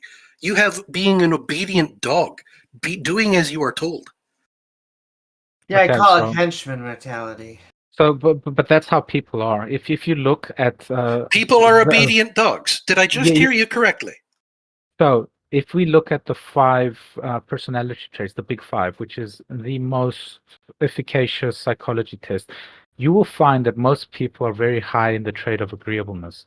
So it doesn't matter which pseudo god comes, or pseudo intellectual, or pseudo ubermensch. They follow like little rats. Yes, like dogs. No, that is not what agreeableness means. Agreeableness also includes the ability to work within a social group, and as a social species, we are hardwired to work with each other. We have empathy neurons, things within our own brains that make it almost impossible for us not to work together. There has to be something wrong with you if you don't work well with those around you, and which is how we define many mental illnesses, the inability to cooperate in a society. And so you're not saying anything novel here. It's an obvious outcrying of our social nature that Why we're are there working together. hooligans? Why are there hooligans in sport? Why are there football hooligans? What is that? It's agreeableness to your identity and social group. It doesn't mean agreeableness doesn't mean you're just going to bend the knee to anyone that comes along your way. In fact, we come. And hooliganism is also recognized as anti-societal behavior by those outside that group. And we have the capacity to judge it that way because we know why they're wrong. We know what rules they're breaking. Yeah, they're anti-Christian. Well, So no, they're following their against Jesus. guidelines. As long as they think that the team is on their side, as long as they think they're doing what perhaps they've invented a god and they think they're doing this God's will, that doesn't change the fact that that is the core of their thinking. They're trying to justify their actions because they're a member of a group in which those actions are justified. It's Do you believe- completely circular. Do you believe in evolution? Darwinism? Believe in evolution? No, I'm not Yes. educated enough to say I believe in a fact. Okay, so since it's a fact, why is it that our closest ancestors in the chimpanzees? Do you know how violent chimpanzees are? They will kill you for jealousy of a grape. If you give one We will kill chimpanzee people too, and there are reasons why you would, and there are jealousy. unjustified reasons why you wouldn't. Well, we are animals at our core sense, are we not? Based on Darwinism, yes or no? Sure, we are animals. Okay, so if we are animals and we share the same type of core morality without this collective subconscious, without this greater order of learning and What do you mean core morality? Don't use vague lingo. I specifically mentioned to you that we are an empathetic species because that is a necessary fundamental part of our survival, and that we have empathy neurons within our brains. We physically feel the pain of seeing someone else in pain.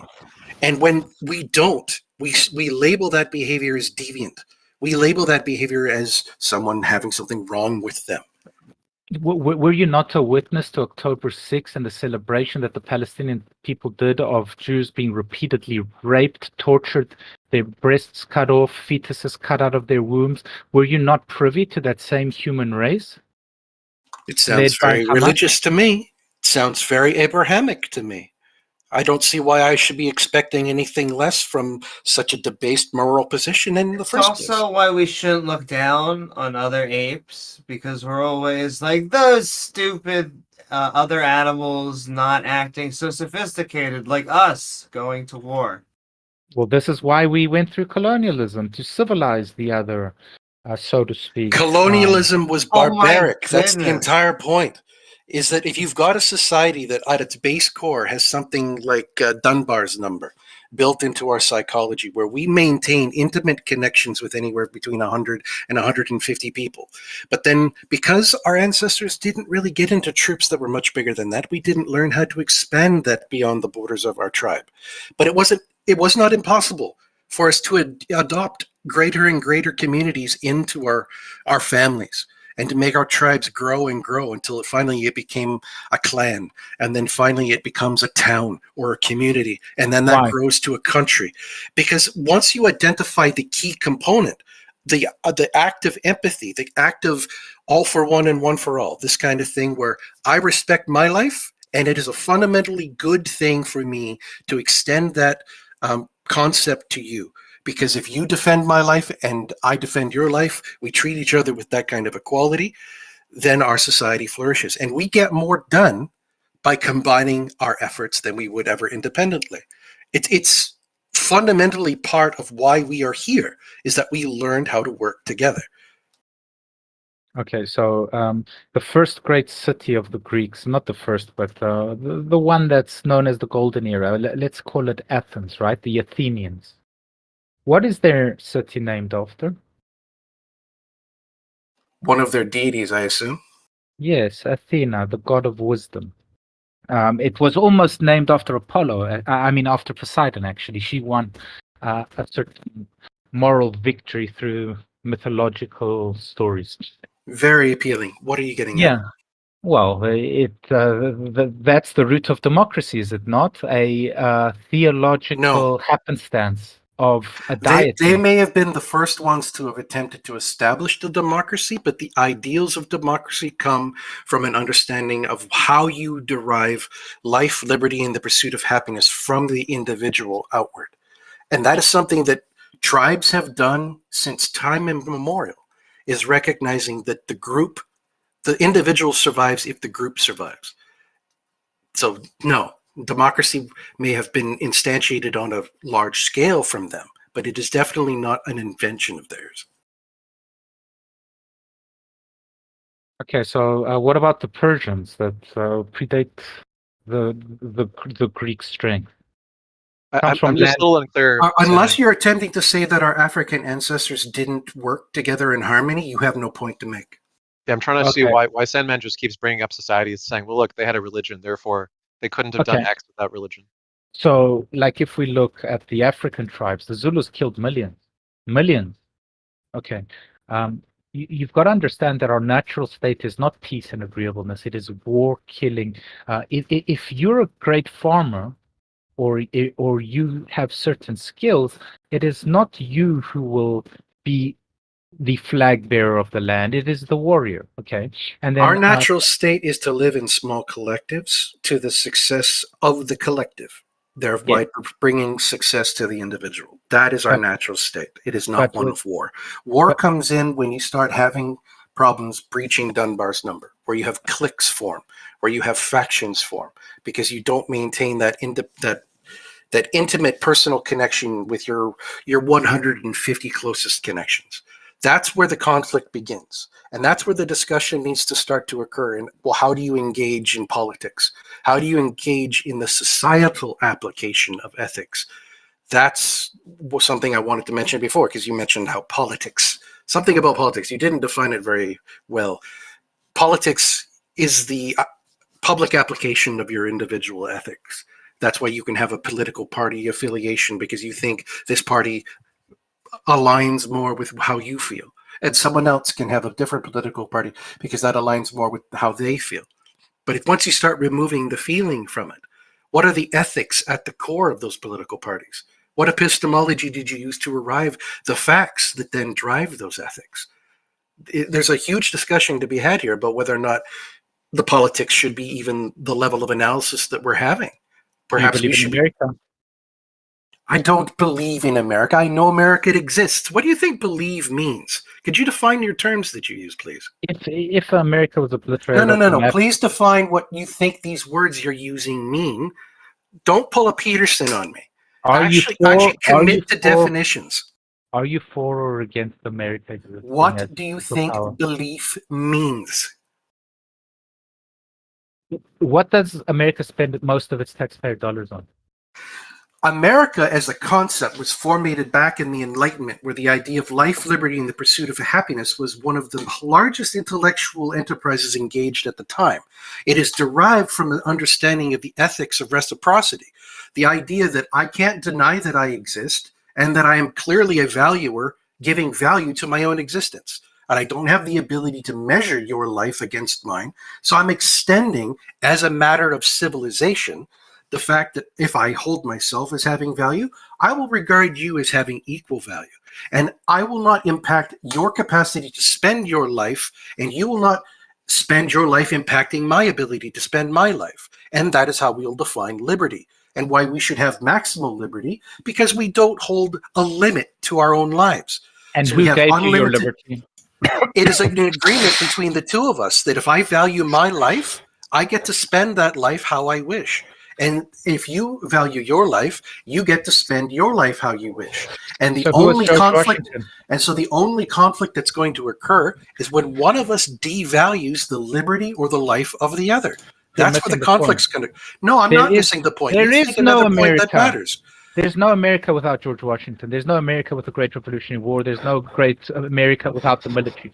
America ceases to exist. It's a nothing burger without The the Enlightenment sword. values are what established America, and it is a sad, sad state of affairs that those days are long gone, and that the America that is in existence nowadays would be an embarrassment to the values of the Enlightenment.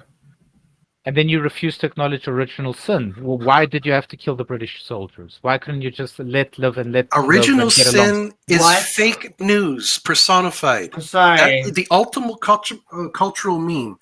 You know that, hey, you've got something wrong with you that's wrong with you from day one, and it was It's passed a down to you metaphor. from. Yeah, I'm sure you think it's a metaphor, and there are people that would have killed you 1,000 years ago for daring to say that, and yet we live in a world that was formed by those same people. So you don't get the right to just declare it a metaphor when people are attempting to put it into actual practice today. That is Okay. intellectually But- vapid. I'm you sorry, but didn't my answer. patriotism is now acting up. But the reason that we killed those soldiers when they came onto our land is because we decided we were not going to have a king or a queen anymore. And Well, it is your also land, you were them. recognized under law that if someone has decided they are going to kill you, it is not you doing something the wrong subject? to defend yourself. What was like the So, I actual mean- topic? He was talking about Jungian archetypes and Jordan Peterson and stuff like that, and we were trying to establish why he has no concept of reality. He also said, why couldn't we just be really nice to the British soldiers? You were the British. That's what you don't realize. You No, were no. literally a British enclave, Yeah, okay? we and were. You decided to get your independence. Like literally, you would have British citizenship. Yeah, but what's the without- subject? So my native ancestors were British. Thank you. Yes. So what you're missing is the fact that people had to enact the revolution. They had to enact force by the sword in order to gain liberty and create America and the revival things and philosophies of France. And France was a bloody mess, to be Wait, fair. what is the under therefore? So like, Napoleon and France. okay, so therefore what? Therefore, the point originally, because he keeps deviating going to other things, but the point is our base reality is one of conflict and an inability to get along in large groups until you introduce a shared story, something to follow the king, follow the god, follow the religion.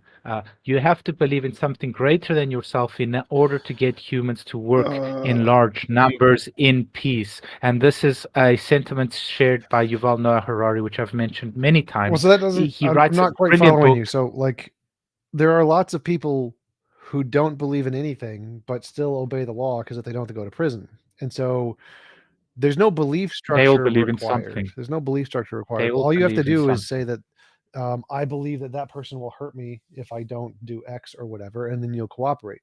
So you don't need to introduce any belief system other than if I don't listen to them, I'll get hurt. So I don't know what you mean when you say you need to introduce a belief structure because that's just not really the case unless you're just meaning consequences. I mean, this is why America's left wing has enacted so many school shootings. It's because if I don't do this, I will get hurt. So therefore, I will hurt them first. Wait, This is the You're changing. logic You're of changing the the point. American You're changing the school point. The point you made a claim that you need to have some kind of a belief structure or whatever for people to function or something. That's just not true. You know, you don't. Yeah, you do. You need to say prayer in the morning. You need to No. sing Wait, your wait, national wait. anthem at I school. just. You need to have pride in your Stop. school. Stop giving lists. Stop giving lists. If you had these things, stop, you wouldn't stop, have stop, school shootings. stop. So I had a counter argument. I gave a counter argument. I said, like, Attila the Hun did not introduce a belief system. He just conquered, and people obeyed him not because he introduced a belief system. No one cared about his belief structure. They cared that he'd kill them if they didn't do what they said. And so there was no belief structure introduced, but he still got large numbers of people to work together under his idea. So I don't know what you're talking about when you say you need to introduce a belief structure. It's just false. I love that you brought this up because Genghis Khan is probably the most brutal conqueror that's Attila the ever Hun. lived, and yes, Attila he the ruled. Hun. Attila the Hun is also brutal. Yes. Is one of the most brutal. Yes. I can say the same thing Yes. about Attila the Hun, even if I said it wrong. Yes. So yes, but there was no substance to anything that he led. There was no Rome. There was no Great Britain. There was no USA. Wait, so you're changing the argument. So the argument was, your first argument was, you need to have a belief structure for things to function. And then I said, no, you don't, Attila the Hun. And then you said, oh, no, you need a belief structure for things to function better or like Yeah, sure. something. And then that's wrong too, because no, you don't. Attila the Hun's, like many of the Chinese empires and the Japanese, lasted longer than anybody else. They didn't introduce any belief system. They just conquered. So that's also false. Like I don't see any relevance or substance to what you're saying. You don't need to introduce a belief structure to have a thriving society. No. So you believe in nothing, bro? They believed in Attila the Hun. Attila the Hun became a demigod, Ubermensch, so most to of them speak. still had their own religions. They didn't care. They just knew he'd kill them if they didn't obey, which is not a belief system. So like knowing that there are consequences if you do things isn't a belief system. You're just diluting the idea of a belief system to mean I know they're going to hurt me, therefore I have a belief system. Like, no, it's not what it means at all. Like the Well, minimum requirement, in the order, only thing that's really required to have a functional society is people have to obey a set of rules. That's it. There's no belief structure required. We don't care why they obey the rules. It could be because they believe in God. It could be because they fear punishment. It could be because it's convenient for them and it benefits them. There's lots of reasons why people will obey rules. And it's true that having a belief structure, like an ideology that tells them to obey the rules will help. Yes, agreed. Is that required? No, it is not a requirement. It seems like you're just ignoring the other reasons people follow rules. Like they want to make money, they want to be successful, they want to be treated okay in society, they don't want to go to prison, they don't want to be killed. There are lots of reasons people obey rules. They do not all include a universal belief structure nonsense. of course not. Yes, you've said this several times now, but what's interesting is when Constantine the Great said, God in his dream, apparently, he probably just announced it, that en tuton nika, with this you will win, and he had the vision of the cross on the shield. Or when the Spartans would paint the Medusa on the shield, which is a mythological figure known to turn their enemies into stone, it brings a greater ferocity, a greater unity, a greater strength, a structured existence. When we look at all you the admit great you don't, civilizations, your first statement was wrong. You do not require a belief structure for a functional or a well-functional society. It just helps. you do. Well, No, you prove keep that wrong. interrupting. You didn't, because Attila did not have a very functional or adequate civilization. He had an Nothing compared to extremely functional society. nothing compared to the Greeks, the Romans, or the British, or even the USA. Like, please, these were tyrannical, bloodthirsty religions. Oh, you mean like the absolutely Romans screwed and your the own country. Greeks and the No, USA? there was a semblance of law. There was brutality, but there was a semblance of law and order and a senate, and it obviously got out of hand, and then corruption. So Attila and the Hun had the one whole of the story. most successful groups of people working together with the least crime rates because they respected him.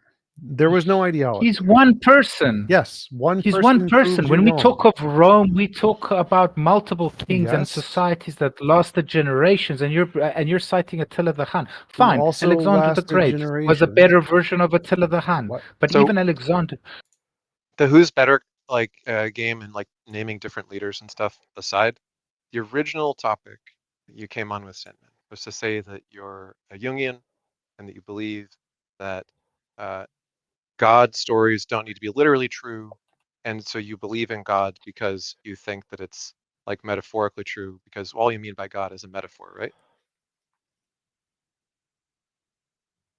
I mean, that's a way to reduce a whole lot of talking into a sentence to meet your narrative, but sure, I guess, if that's what Okay. you want to believe. Okay. And then Walker came on to discuss Jordan Peterson, because Jordan Peterson is one of the popularizers of Jungian stuff in our day. And we got into a discussion on that. And then we kind of meandered our way into your claims about how it is indispensable to hold religion, and counterclaims have been made about societies which didn't impose any particular religion and were still successful and so on. But the original question, and because like you were asking when you first came back to Jump, like what was the topic? The original topic was, why should we believe that the collective unconscious is a good theory or explanation, and why should we think that everyone ought to believe in God for its metaphorical value? That was the original topic. I never say I never ever claimed that everyone should believe in God. I just said it's a net positive. Like, how am I to enact your belief? It's a good thing. Wait, so just to Because clarify, so it's a net positive is a very different claim than it is required for a functioning society. Those are two very, very different claims. So is your claim the first claim, it's a net positive, or is your claim the second claim that it's required for a functioning society? it's both. Okay, so the second one, I've debunked it already by giving you literal examples of functioning societies that don't have that belief system. They exist today. Attila the He was- Hun is not a functioning society. He was an extremely well functioning society. You clearly don't know your history. You need to look into it. He actually Attila made, was known to Romans for his brutality and a penchant for sacking and Like, pillaging Roman for- cities. yeah, whatever the you say about barbarian hold on a Romans. second. Whatever you say about history, T-Jump, Sandman's just going to play games about like saying they're bad for this reason, they're bad for that reason. yes. Look, let's just take our present day. Okay. Sure. So the most developed societies are the least religious. There is an inverse relationship between a society being highly developed today and it being highly religious. Do you dispute that? Historically, yes, but yes, Okay. the Christian societies have trended towards atheism because of insurmountable liberal values within the Christian doctrine that does not exist in the other religions. So It's- there's it's a- more than just value changes, right? So there's evidence which has led to the abandonment of belief, right? Evidence about the natural origins of all the things that religion was supposed to be a just so story about how the tiger got its spots for, made those tiger got its spots because of the metaphor stories less appealing to people, right? So we're, It's we're, at, we're at a because point where the evidence points people who are highly educated away from religion. So the question is, why should the most highly educated people trending away from religion suggest to us that the world needs more religion and not less? because look, I grew up atheist completely. I was a huge Richard Dawkins fan. I mean, Charles, whatever, and Hitchens and all of the Four Horsemen and all of that. What you realize is as more and more people become atheist, you realize how stupid people actually are. Because, like people are really stupid in general. In general, people have low IQs, and religion gives most people a semblance of order through faith and living a good life, or at least trying to. And those of you that are intellectual enough to break from the chains of literal religion, in other words, the literality of every sentence, and don't understand the metaphor, like that's fine.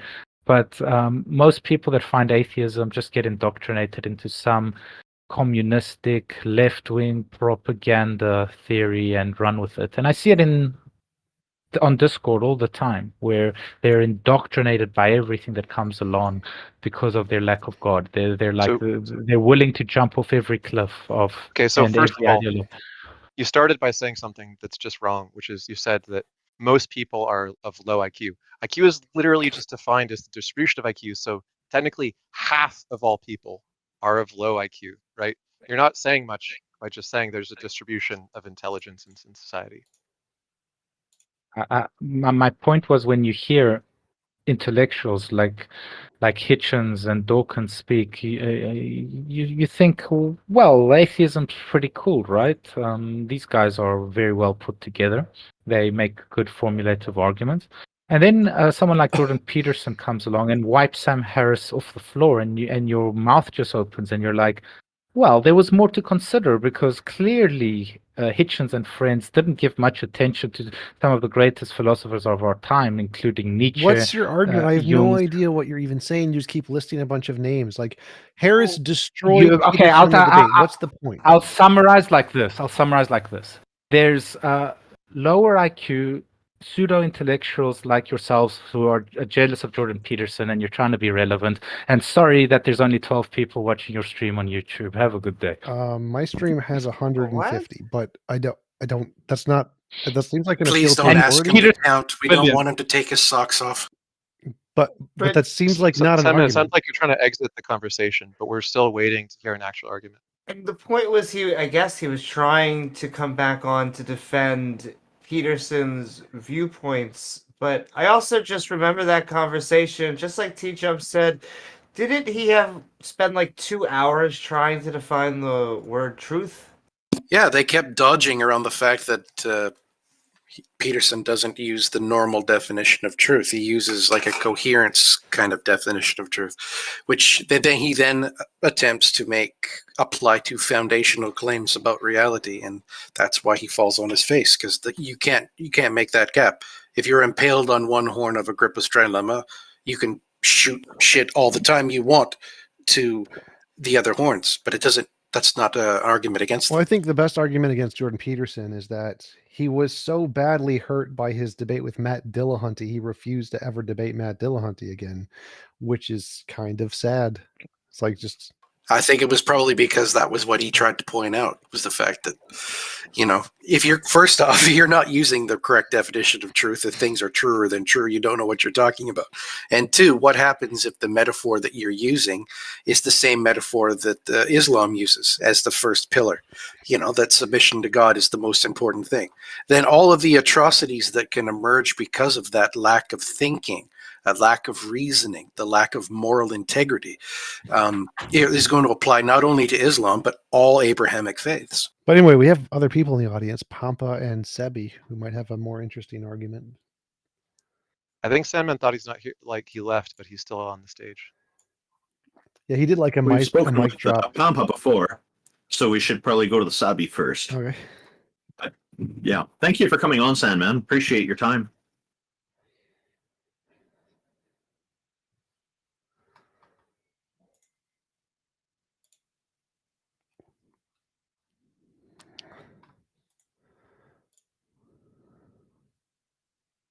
Also, I think it's pretty funny to characterize Jordan Peterson as wiping the floor with anybody in the debate. Just to pick the debate with Tim Harris, for instance. Well, whoever is going to come up gets on here. And the idea that Hitchens didn't understand Nietzsche is laughable. He talked about him all the What time. were you saying next? Okay, well, Nietzsche was an intellectual. He understood. Sam Harris was asked what should be a straightforward question. What do you mean by God? Jordan Peterson's answer, which he pulled out a laptop to read. So this is his prepared answer, not him just making stuff up, but him like thinking about it really hard and wanting to impress people. He said, what do you mean by God? And Jordan Peterson said, part of the concept of God that underlies the Western ethos is the notion that whatever God is expressed in the truthful speech that rectifies pathological hierarchies. That isn't all it does. It also confronts the chaos of being itself and generates habitable order. That's the metaphysical proposition. And that's best conceptualized as at least one element of God. And so I would think about it as a transcendent reality that's only observable across the longest of time frames. Okay, so here's some propositions, and they're complicated, and they need to be unpacked. So I'm just going to read them, and that'll have to do for the time being. God is how we imaginatively and collectively represent the existence of an action of consciousness across time, as the most real aspects of existence manifest themselves across the longest of time frames, but are not necessarily apprehensible as objects in the here and now. So what that means, in some sense, is that you have the conceptions of reality built into your biological, metaphysical structure that are a consequence of processes of evolution that occurred over unbelievably vast expanses of time that structure your perception of reality in ways that wouldn't be structured if you only live for the amount of time that you're going to live. And that's also part of the problem of deriving values from facts, because you're evanescent and you can't derive the right values from facts that portray themselves to you in your lifespan, which is why you have biological structure that's like 3.5 billion years old. So God is that which eternally, no, it goes on for 4 more paragraphs, okay? I'm going to spare everybody the pain of witnessing this. I'll just post it in the chat if anybody wants to read the whole thing. But if you witnessed the same debate that we did, and you saw Sam Harris give that answer, and then when asked, do you believe in God, he just says, I act as though he exists, but won't actually say that he believes in it. I think it's hard to say that that Peterson came away from this debate not looking silly. I would disagree especially with one thing you said, though, because you said that there's no, it doesn't make sense to say Jordan Peterson did well against someone in a debate. He did really well against like the feminist types. Like I forget, there was like a couple debates he did with some lady on a show, and he did actually wipe the floor with her, which was pretty funny. Yeah, I'm talking about on religion, right? For sure. But yeah, like the other debate that we've seen, the debate of the century, Peterson versus Slajov Zizek. Peterson shows up to a debate which is like a heavily sold subscriber event that people are paying money to see, and he says, well, last night I didn't have time to read any of Zizek's writing, so I just read the Communist Manifesto, and I'm just going to summarize what's wrong with communism. And that was his preparation for a debate with a writer who wrote like 20, 30 books. Wow. Wow. He's admitting to incompetency. So I see we've got Pampa and Fox up here. Why is Fox here? Oh, I invited him because he has his hand up. So, well, we just bring up one person at a time. So I'm going to just put Fox back for now, and then we'll talk to Pampa for a bit. Sorry, Fox. Pampa was here first, and then we'll talk to you. Hello, Pampa. How are you? Hello. I'm good. I talked before. I think it was like 1 hour ago or something. Yeah, I remember Uh, you. yeah, I thought like I wanted to join because like I thought like there were some Christians here because like there were more people than there was originally that would like to debate like about arguments that show that God is like a necessary being. Well, so this is typically our show to do that, but if you wanted to like make your own show to do that, that'd be fine. But we're typically looking for more theists to disagree with us. Could I help this conversation, Tom? It's possible to have multiple necessary beings. Sure. No, But he's Pampa is an yeah, atheist, he's an atheist. so it's yeah. And so Pampa, just contact Taco, or if you can't find Taco, contact me in a private message, and we'll try to help you out. Okay. Yeah. All right. Thanks for coming on. We're gonna bring Fox up. All right.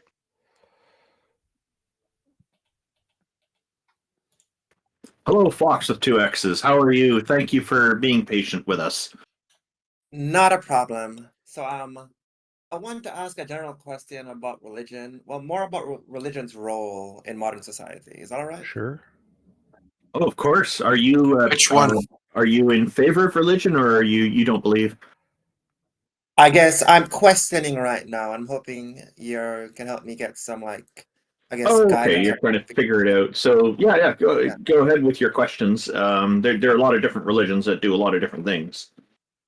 I think I'm more focused on Christianity.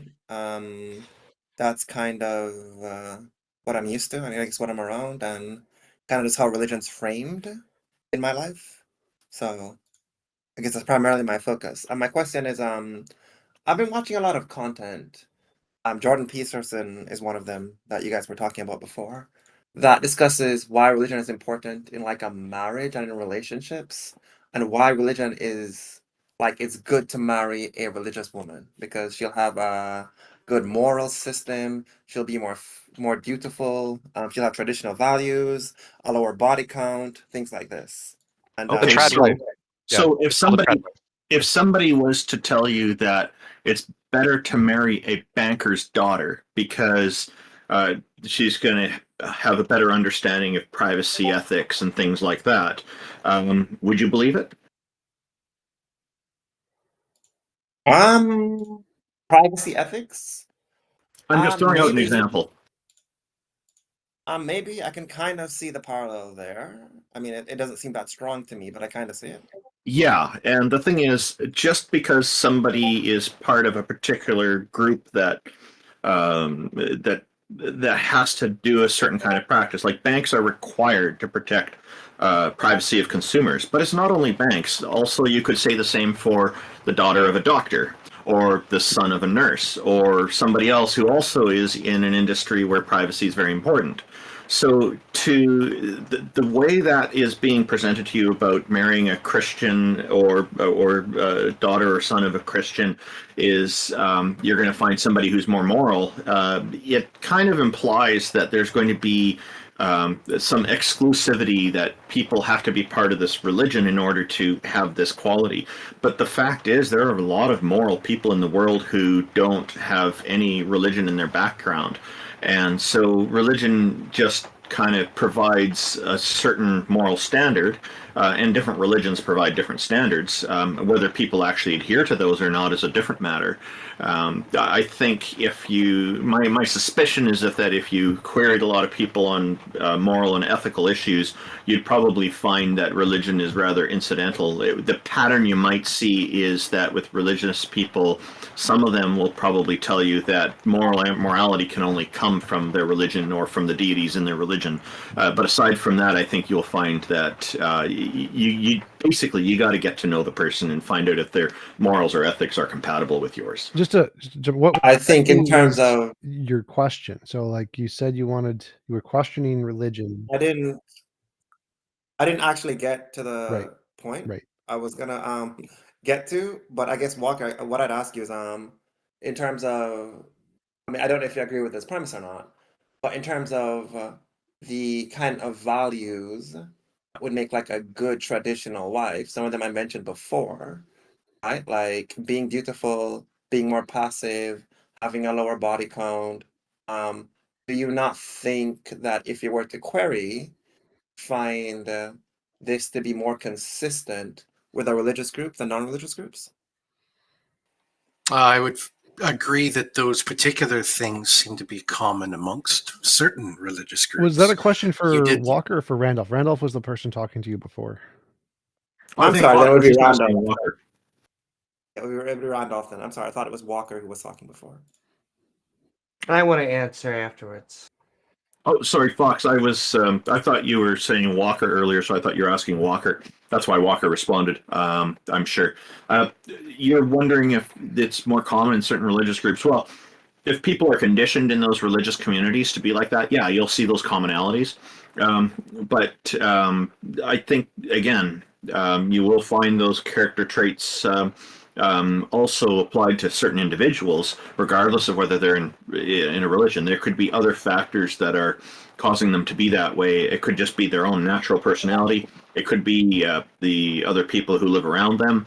There could be all kinds of different things doing that. And I think Amy has an answer as well. Well, just my armchair opinion, that seems an unhealthy way to go about both of those things, is that you shouldn't choose your religion because you want to find a woman, and you shouldn't choose a woman because she is seemingly into religion. We should just be trying to find if a God is true and applying towards that. And we should just be going towards our spouses, whatever you're into, that should be the type of people that we go for. Amy, I think the point is that if you were to select a religious woman, you will kind of not filter, but you will put yourself in advantage in terms of the type of woman you're looking for. I think is the point with that. Well, it depends on what type of woman you're looking for, because it sounded a little bit like you want this specific type of Broken body type. slave. Yeah, well, I was trying to say it almost sounded a little Stepford, and I mean, it almost Is not an just sounded- exaggeration when you say slave. No. Are you being hyperbolic? You said that you were a Christian and you were talking about the Christian kind of religion, in which case you have to accept something Well, like no. He was complementarianism. specifically only saying that they are less likely to have multiple partners. They are have more values that align with like typical Western True. modern things. So, but what's the point here? So, yes, there are certain kinds of values that are more common in certain religions than others. Therefore, what? Okay, the point I was getting at is while all this stuff might be true and she makes a good wife in this regard, what you also find, what I'm experiencing is that she is so into God, like God becomes more important than you, and you can't compete with God. It's like no matter what I do for her, I could take her on vacations, buy her cars, houses. I can't compete with keeping her alive. So I'll always be second to God. And is that really what you want in a marriage? No. It's not what I would want, and I don't have that. My wife and I, neither of us are theists. We've always been atheists, and she is definitely not the subservient type. She's a free thinker and confident and all this kind of stuff, well educated. So I prefer, for my own self, I prefer to have a spouse who can challenge me in my thinking, help me to improve when I'm going wrong on things. To me, this is what makes a good relationship in a marriage. One of the many factors when you're with somebody that you're each contributing this way. But some people don't want that. Some people prefer to have a submissive spouse, and there are people who want to be that submissive spouse. So if people can find each other and it matches, great. So my advice to you is to figure out what it is, the values, the attributes that you really like, and try to find somebody who's compatible with that with you, and figure out what they like and see if you can be compatible with them as well. Yes, so there are positives and negatives to people with ideologies, correct? And what is the underlying question you're looking for there? I think I asked my question, which is that what you want? Like, does that really make for a good marriage? I think that's the question I'm posing here. And what depends on the individual. The So whole individual values are different for different people, and so there's no universal answer. So there are definitely things that are some people don't want. Maybe you're asking for in general, what do you think most people would want, or what would be best for society, or something? Like each individual will have their own preferences, and what will be good for one person won't be good for another. Open relationships are good for people. Having multiple partners is good for some people. Destiny, a YouTuber, a friend of mine, has multiple partners with his wife, and that's perfectly fine for them. So there isn't an answer for which one is best. I mean, yeah, I'm sure there's some people who enjoys their wives being physically abusive to them, but I don't think you would really, I mean, maybe you would, but I don't think a lot of people would think it's just an individual thing. I think a lot of people would look at that and most people would look at that and be like, this is unhealthy, or just not even unhealthy, but bad for a relationship. But And why are you, it seems like you're changing the question to what would most people think about this kind of relationship, which doesn't matter. Like, it doesn't matter what other people think. What matters is if you have two consenting adults, what works best for them. Whether or not anyone else proves is irrelevant. Who cares? okay, I think part of the issue is that we're starting from two different premises. Well, I'm trying to understand what I'm your kind of question is. Like, what are you trying to get to? I still haven't found the point of what you're asking. I feel like I've asked the question a few times now and pointed out what the question is, which is, that type of woman, even though you get these values, which is kind of consistent with like what I would think is a good wife, you come with this issue in that you're not number one. God is. And then is it really worth it? There isn't inherently a problem with theological narcissism if you both think God wants you to support the other person. And so any decision that you're making to keep your relationship with God in primacy in your life wouldn't matter as long as you're with another person who's also doing the same thing and holds to the same Well, I don't think ethos. that matters either. So, like, it's up to you. What do you want in a relationship? Many people, the answer is yes. Many people, the answer is no. So, again, your question is like, what do you prefer? I like potatoes. Do you have like a more philosophical question that isn't just a what do you prefer question? It's something that's like, is this best for society? Or is this best for a marriage? Or what lasts the longest? Or helps the kids? What helps the kids to develop most? Like, do you have like an objective answer rather than just what do you like best? Because the answer to your question is what do you like best? I'm asking what's best for men. That's not a thing. Men are not a category. There are individuals, and individuals have different values. And so your question is again just subjectively, what does that man like? There isn't a category of men that you can then just lump together and say this is best for men. You could say this would work best for most men, and by be like a small minority of men that it would work for, as opposed to other men who have different values. And it would depend on the time in their life and what they're looking for. And so your question doesn't make any sense because they're not, men isn't a group. They're a bunch of individuals with a bunch of individual values. Okay, I guess the group I'm referring to is men who are not blue-pilled. That I guess Men who are not what? blue-pilled. Again, that's not a coherent question either because blue-pilled isn't actually a thing. It's just a subjective insult that people use. So like it seems Blue-pill is an ideology. it is not. It is not actually an ideology. If you actually try and look it up, it's not actually an ideology. But like I'm like left, mostly center, kind of right, kind of left. But your question seems to be something like, what would be best for society, or maybe mental health of men, or something. Not really mental health.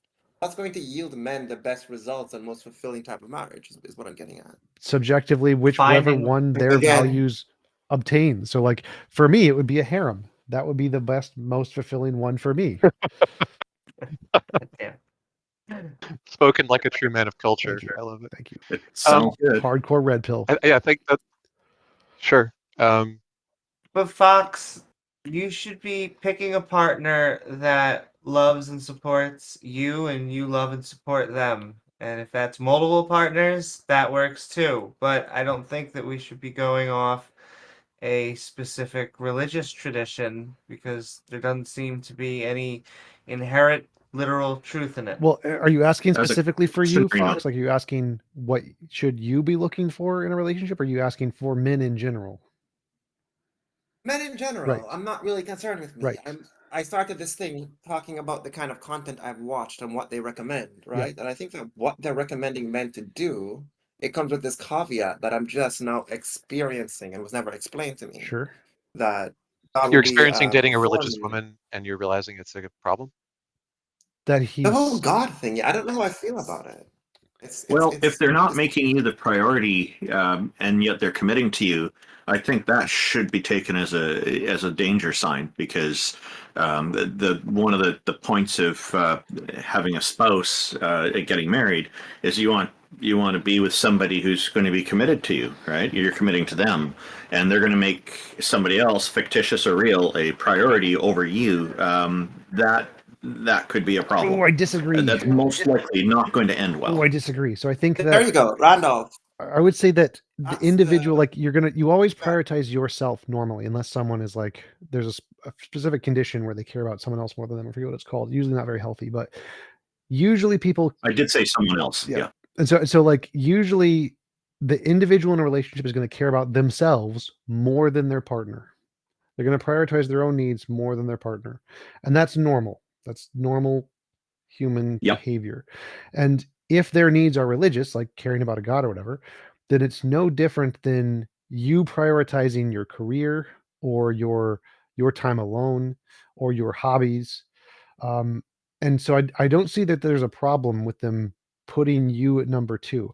It seems kind of like a jealousy thing because God is a guy essentially, and so it's competitive.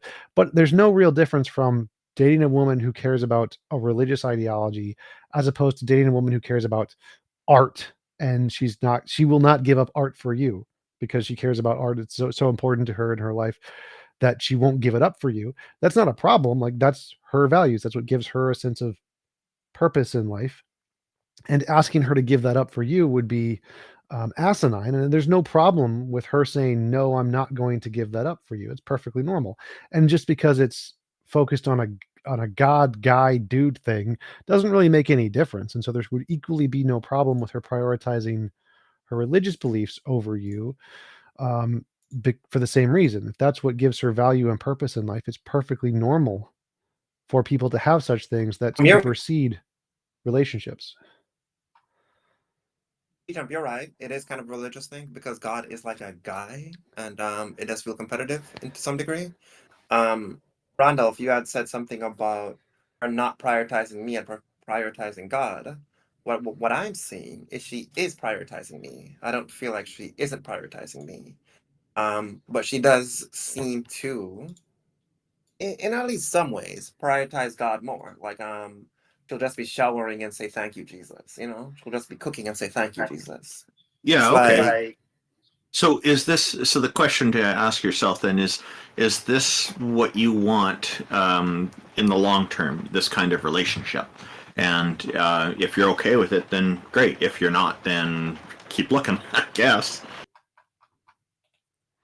is that kind of like your like respectfully your blanket advice for everything? Like if I don't know, my wife was cheating on me, would you like give me a similar advice? Like if you want this, then it's okay. If you don't want it, then it's not okay. Yes. Is that also what you'd say? Yes. For the most part, yeah. Like there's certain things that could be a problem. Like if somebody's committed a very serious crime, like mass murder or something, then probably I would be saying, yeah, you might want to keep your distance from them.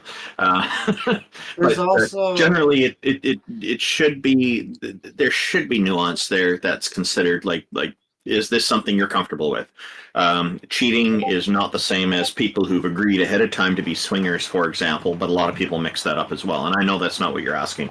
You're asking if they're actually cheating. They've actually lied to you and all this kind of thing. Now, are you comfortable with keeping that going? Or maybe there's another circumstance, like both of you has kids. You've made kids together, and you want to make sure the kids grow up with the family unit, and once the kids are out of the home, then maybe you'll split up. I don't know. There's all kinds of different possible scenarios. It really depends on the situation. It's a situational kind of decision, I think. And there's an inherent contradiction if you are saying that they are cheating what they wanted, because there is a sexual kink for that, but then once again, not the same thing. So yeah, I would agree. I'd say the answer is dependent upon you and what your emotional needs are. Some people it's totally fine if they cheat in a relationship, and they're okay with it because they're not requiring monogamy, in which case it's not really cheating in that case. Whereas some people do require monogamy for their emotional health, and so the answer is what is the emotional health of the individual, you or any other man? What do they need to feel fulfilled in life? And does their partner provide what they need to feel fulfilled? If yes, then that's all you need. Yeah, you're good. Yeah, and I know earlier you had mentioned that blue pill isn't a real thing. Yes, It's just an insult. correct. I feel like, and I've heard a lot of blue pill people refer to themselves as being blue pilled. Yes. And I think the blue pill mindset is to kind of not have standards, which is kind of what I'm hearing in this call. Like you shouldn't have, there are no standards to be had when you're in a relationship or a marriage. It just depends on what you want. And I That's the mean, same thing. That's literally this. So, like, it seems like you're saying when you say standards, it seems like you're applying a standard to all men must have this standard, which is false. Each individual must have standards based off of their needs, their emotional needs. There isn't a standard for all men. That is just crap. Each individual person, I, go ahead. go ahead. So each individual person will have standards based off of their emotional needs, and they should have those standards. Like you shouldn't let someone abuse you if that is emotionally damaging to you. You should have standards and say, no, you can't abuse me. You need to have standards based off of your emotional needs. And if your emotional needs are being met, that should be your standard. You shouldn't then add extra standards beyond that to constrain your partner in a way that maximizes your happiness in every possible way. You need to make sure your emotional needs are met, the things that are absolutely important, and then compromise to meet their emotional needs in the same respect. And that could include multiple partners in some relationships. And so the I standard, hope this go doesn't ahead. I hope this doesn't come off as reductive, but I think this is why I said earlier that I'm kind of referring to non-blue pilled men, because I think non-blue pilled men would have a standard, and I would say like all or most, because you're saying that, you can't apply a standard to all men. I think they'd have a standard like I'm not okay with my girl flirting with other men, especially not in front of me. But I think a lot of blue pilled men would be okay with that, which is why I'm kind of saying I'm talking about non-blue pilled men here when I'm talking about Well, that doesn't make standards. Once sense because again, Would you be so kind as to actually define what that term means forget before that you for a use second. it? Some men have been okay with women flirting throughout all time. Before blue pill was even a term, some men were okay with women flirting with other men because it's a biological thing. Your brain, the way it works, certain actions release dopamine, certain don't. And so having someone flirt with someone else can be a turn on and has been throughout all time prior to any blue pill, the term even existing. So this isn't about blue pill or red pill. That's a social garbage thing that came about pretty recently. It's about biologically what things stimulate your brain emotionally to give you fulfillment. And having multiple partners is a thing that has made people fulfilled for thousands of years. Totally There's fine. evidence too. So there's a lot of Yeah, but evidence that early Christianity, just a second, early Christianity included numerous sex cult sort of offshoots, which were attempting to be stamped out by the Catholic Church, but which kept springing up again. That whenever people got together in like big religious throngs, it tended to lead to intimacy, and some of those groups like emphasized the intimacy above all other things until they were basically having big orgies and like partner swapping with each other because they thought that got them closer to God. It's just throughout time, people have had their own preferences and reasons for it. The idea that there's a universal standard is just like appealing to one particular culture or another. And it's fine if you like a particular culture, go for it. in fact, can I just ask? Well, before you go on, Foxy, can I just have your definition of what blue pill is? Blue pill's kind of hard to define. No, it's not. Can you define it then? Oh, wait. Yes. Wait. Just let Fox Oh. finish. Let Fox answer Amy's question. Yeah, I think blue pilled is pretty hard to define, but I think a loose and don't hold me to this. You could probably find a different definition if you were to do research on this. But I think blue pill, especially within this context here, is that a modern woman is kind of okay, and it's more the modern man that's the problem, right? That's kind of No. the What? kind of Do reduced you to like not some understand kind where of the idea of the red pill and the blue pill came from? Like the entire idea it's behind it? Walker. I think it's evolved from that. Like I think the original concept of the red pill has kind of evolved from its original definition, right? Which kind of Well, comes from how like would the you know? You haven't provided a definition. The original definition was whether or not you wanted to know uncomfortable truths or not. That was it. Red pilling meant that you were willing to embrace the harsh realities of life, where blue meant you weren't. You were going to live in some sort of self-deluded utopia. Now, everything I that you've think described in depending those on terms was how you were actually using those terms. Walker, I think that definition you're using is very outdated. So just to clarify, what you Then mean? provide one that So works. it seems like By dozens of it months. seems like you're saying blue pilled is more sexually open, more less traditional Catholic monogamous values where you want a wife who is essentially only yours, kind of a thing. It seems like what you mean by red pill and blue pill is red pill is like classic male female monogamous relationships of the 60s. Blue pill is more like open, less constrained relationships. That seems to be what you mean by red pill blue pill.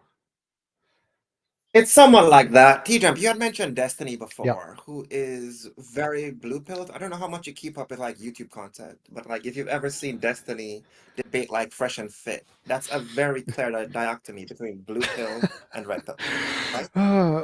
Okay, but yeah. So Are you familiar with that? Are you yes, familiar with what I'm talking about, yes, T-Jump? I'm very Okay, familiar. then I feel like you know what blue pill and red Okay, pill is. so Then. but that's again, it just seems like Wonderful. you're focusing on a very specific social group of a modern culture and saying this is some kind of an important standard, that this red pill standard has some value other than just it was made up by a culture in the 60s. Like this is not the original value of men. It is not the most prevalent in human history. It is not the most successful in human history. So I don't know why you're hyper focused on this red pill ideology as if it's important. And you seem to be talking about how most red pilled men think as if this is a significant or valuable point of view through history, as opposed to blue pill, which predates the red pill ideology through all human history. Multiple partners was again the thing we started with, pre religion, pre everything, like chimpanzees. So the idea that this red pilled monogamous woman is specifically mine kind of an ideology, you seem to be placing a value on this, and I don't know why you're placing a value on this. T-Jump, I think you are incorrect about what you're saying because the red pill is a throwback to traditional values, like maybe even 30 years ago, right? And what The happened blue 30 pill years is kind before of that? more modern thing. What happened before You're still society? red pills. No, like you Okay, realize if you want to go back to before society, before a civilization, then maybe you're right about that. which I'm just talking about like for the past 2,000 years or so, 2000 red pill has kind of been no. kind of the dominant mindset. Monogamous relationships started within the past 200 years. It is very new. It is not at all a thing we saw 2,000 years ago. Greeks were not That's monogamous. Romans were not monogamous.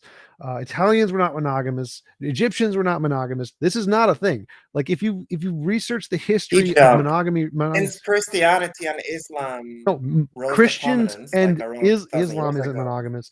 was a thing. Christians and Muslims were not monogamous for the vast majority of history. It's a new thing, past 200 years, completely just inserted into Christianity. Like even in the Bible, most of the men were non-monogamous. You had the wife, you had the servant slave ladies, you had the what I forget what they're called, the concubines. Like there were non-monogamous relationships are a new thing that has never been a figment of Christianity or Islam or Judaism until the past 200 years. Everything you're describing is it being open on the male's end and closed on the female's end, and red pill is completely okay with that. Well, what you're also saying is basically just liberals are blue pill and conservatives are red pill. That is basically your. It's not that far apart. I mean, That's why kind of not there's just truth to that. use? Then let's just talk about liberalism and conservatism. Why are we using buzzwords? I don't like to reduce all liberals like they're cuckolds. I don't think that's fair to them. I Because think there's there a are lot some of liberals just conservatives that are cuckolds. You've literally been talking about all blue men and all red men. How are you not already doing this? blue-pilled. I don't think Yes. it's a one-to-one blue-pilled But I as wanted to go back liberal to and the red-pill to the as question was, why do you keep hyper focusing on this as if it's valuable or good? Why do you think Oh, that this? T-Jump. Yeah, I was trying to. This is what I was saying to you. When you say that monogamy is a very new thing, I'm saying that it being open on the man's end and closed on the female's end is kind of what you would see in religious institutions like Islam and Christianity. Yeah, but my question That's is, how it's why do you been think kind that's of since those important? religions. Why do you think that is valuable? I think it's valuable so you don't have a woman who walks all over you, then divorces you and takes half your money, and you're like, where did I fuck up? It's important to have values and a relationship you want so you can be happy and fulfilled and not just kind of walked over by women, Okay, which is kind of what happens to these blue pill guys. well, so first thing, being walked over by women can be perfectly fine in a relationship. So it's whether or not you want that. Secondly, my advice would be don't get married in the United States under a legal system. Then you won't have to give up half your money. Problem solved. Doesn't matter what kind of relationship you have. And so it seems like most of your problems have absolutely nothing to do with red pill, blue pill, at all. Like No, if you don't want to be walked Ejab, over, you're making some assumptions that are just weird to me. okay. I do want to be married within the United States legal system, and the way to do that is in a red pill relationship. Sure. So like, yes, if you want a successful marriage in the United States, which was built on those kinds of values, yes, having a relationship with those kinds of values would be more likely to be successful given our current legal system. Sure, absolutely. Yeah, that's why I'm fixated on it, to answer your question. Okay, yes, that is a fair answer. Yes, our legal system is garbage and was built on a patriarchy, which I'm leaning towards the right. I hate feminism, but yes, it was built on a patriarchy, which means the laws are built in a way that advantages men. And so if you want a marriage that is the most likely to be successful for a man, you want one that's traditional because that's the way the system was designed to benefit those kinds of relationships. Sure. Cool. Now, the issue with those kind of relationships, to go back to my original point, is that you end up with this problem where, yeah, she has the values you want and kind of the attributes you want, but then there's just this obsession with God, and you're number two to God. Is it a net benefit for men? Is what I'm trying to It's figure out. completely normal. And so, again, her being obsessed with God is no different than her being obsessed with art or books or fashion. Women have interests because they're human beings. They have passions. And just like you have passions that you're going to prioritize and not give up for her, she has passions that she's going to prioritize and not give up for you. The fact that it's an invisible imaginary sky daddy is more of a subjective feeling for the guy because that's kind of a dude. And so the only problem there is your perception that the imaginary sky daddy is a dude that you're competing with, as opposed to it being a hobby like art. Egypt, I think part of why we're having a disconnect is that you are kind of treating men and women like we're the same. You're saying she's gonna have hobbies and values, like you're gonna have hobbies and Yes, those should be the values. same. Yes. And I don't think it works like What? What's yeah, wrong with I don't treating think them it the works like same? that. I'm getting there. I don't think it works like that, given the dynamic of most relationships, right? For example, the man is investing certain things that a woman is not. Like the man is going to spend a lot more money. Wait, what does that have to do with the and values then? well, I guess That is not a given. no. It's These are not all about just the values, not about consequences of, values, like marrying a trad wife, right? Like if you date people that are as successful and educated as you are, then it's just as likely that they're going to be bringing in as much or more income than you are. It's not like this is some inescapable thing. It's a consequence of going after a traditional housewife type partner because that's what you want, that there's going to be some imbalance, right? Well, sorry to interrupt, but I wanted to. I don't I think wanted that's to because, like true. you said, that there's the thing I said was the same. Is that women have hobbies and values, just like men have hobbies and values, and both have certain hobbies and values that they will not give up for their partner. And then you said something about money. Like, I don't care. Everything about the hobbies and values is independent of money entirely. Why would we treat men and women No, differently when it comes in context of the fact that they have hobbies that they value? No, in terms of it's important. Like if I'm putting in a lot more money in the relationship, what am I getting back in return? Right. This is why I'm saying you can't treat men and Love. women like they're the same in a relationship. Did you Oh, commit Wait, yourself stop, to Walker, be stop, the Walker, stop, sole Walker, provider? stop, Walker, stop. So I don't understand what you're saying here. Like, the fact that they're a human being means they have values and hobbies. Now, it seems like what you're saying is that because you have a bigger financial investment, the woman is more obligated to sacrifice her values in order to accommodate the man or something. I think what am I getting in return for my financial investment?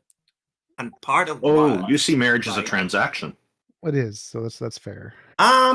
Somewhat. Yeah, I don't think you can kind of remove the transactional component of marriage from a marriage. I think there's absolutely a component of it that is transactional. All relationships are transactional. It's just usually an emotional kind of thing. But so what? I still don't understand what you're saying. It seems like you're saying, yes, women are humans and do have hobbies, but because I make more money, she should feel obligated to make her hobbies less important than me.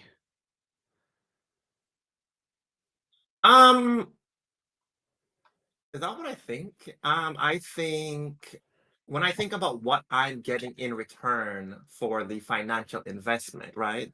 What I'm thinking of is certain things like a great deal of sex, like cooking and cleaning. What does that have to do with the I mean, God thing? me Because the personally, I question don't was, care. is she cares about God more than you? That was what you said. That was the I think original. part of what I'm getting, is her putting me as a priority for the financial investment. I think that's part of what I'm Right. getting. So the question is, should the Getting woman back in return. be obligated to give up her favorite hobby and put you above her favorite hobby because you have money? That's the question.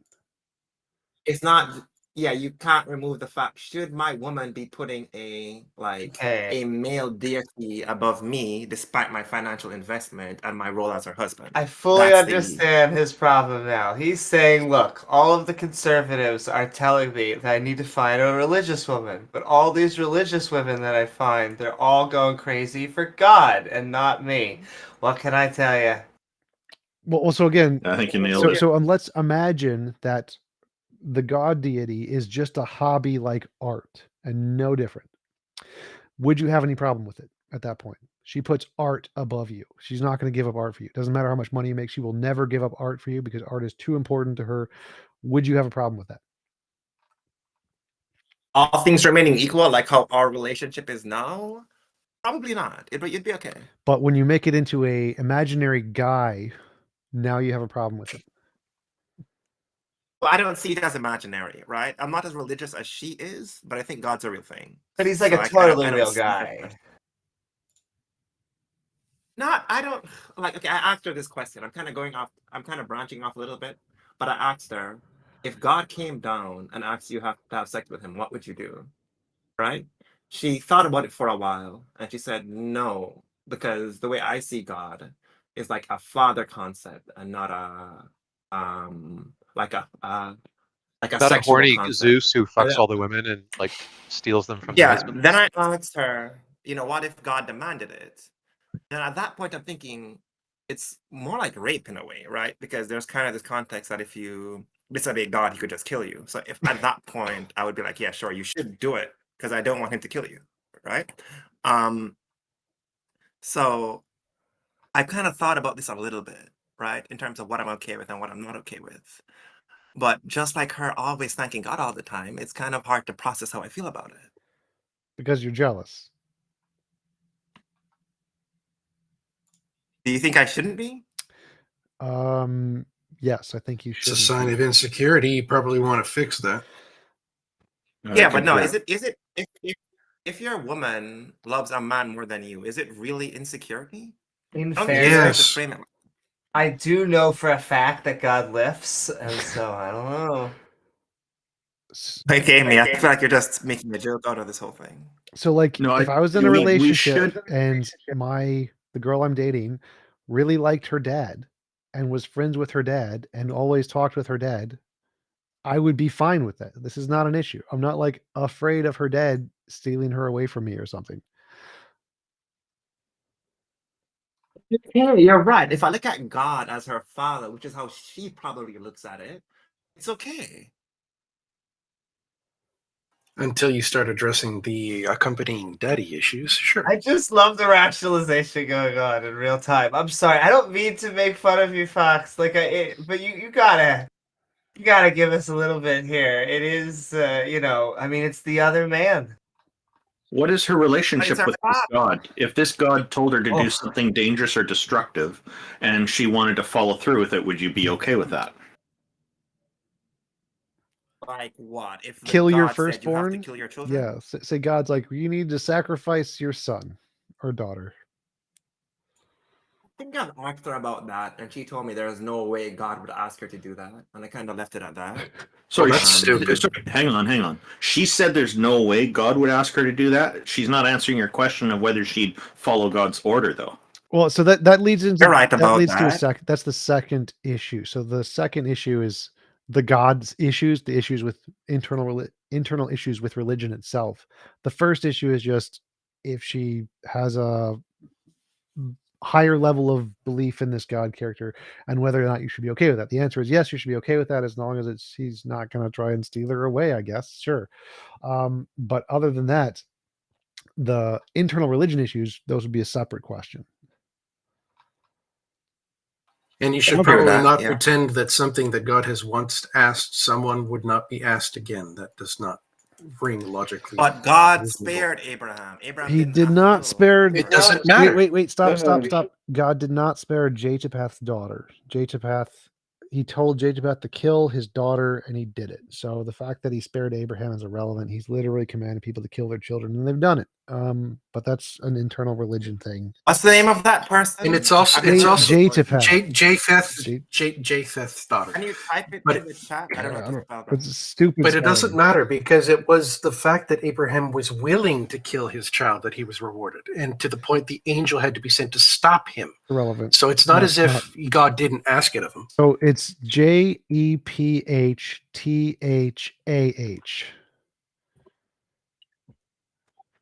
We need to. J-E.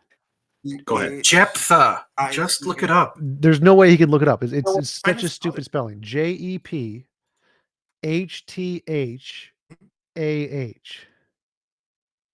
We have gone over time here, and there's one person in the audience Okay, we would like okay. to get to. So, Fox, did you have a final thing you'd like to say before we move on here? I think I want to say thank you. I thought this was kind of useless until you mentioned that God is like her father. And if I think of God as like her father, it's okay because God never tried to steal anyone's woman, did he? He did actually. Yeah, Mary never and in Joseph. history. Multiple. Or the church occasions. convinced her to do it? I have a question. Mary and Joseph. Before Have you Fox heard of Mary and Joseph?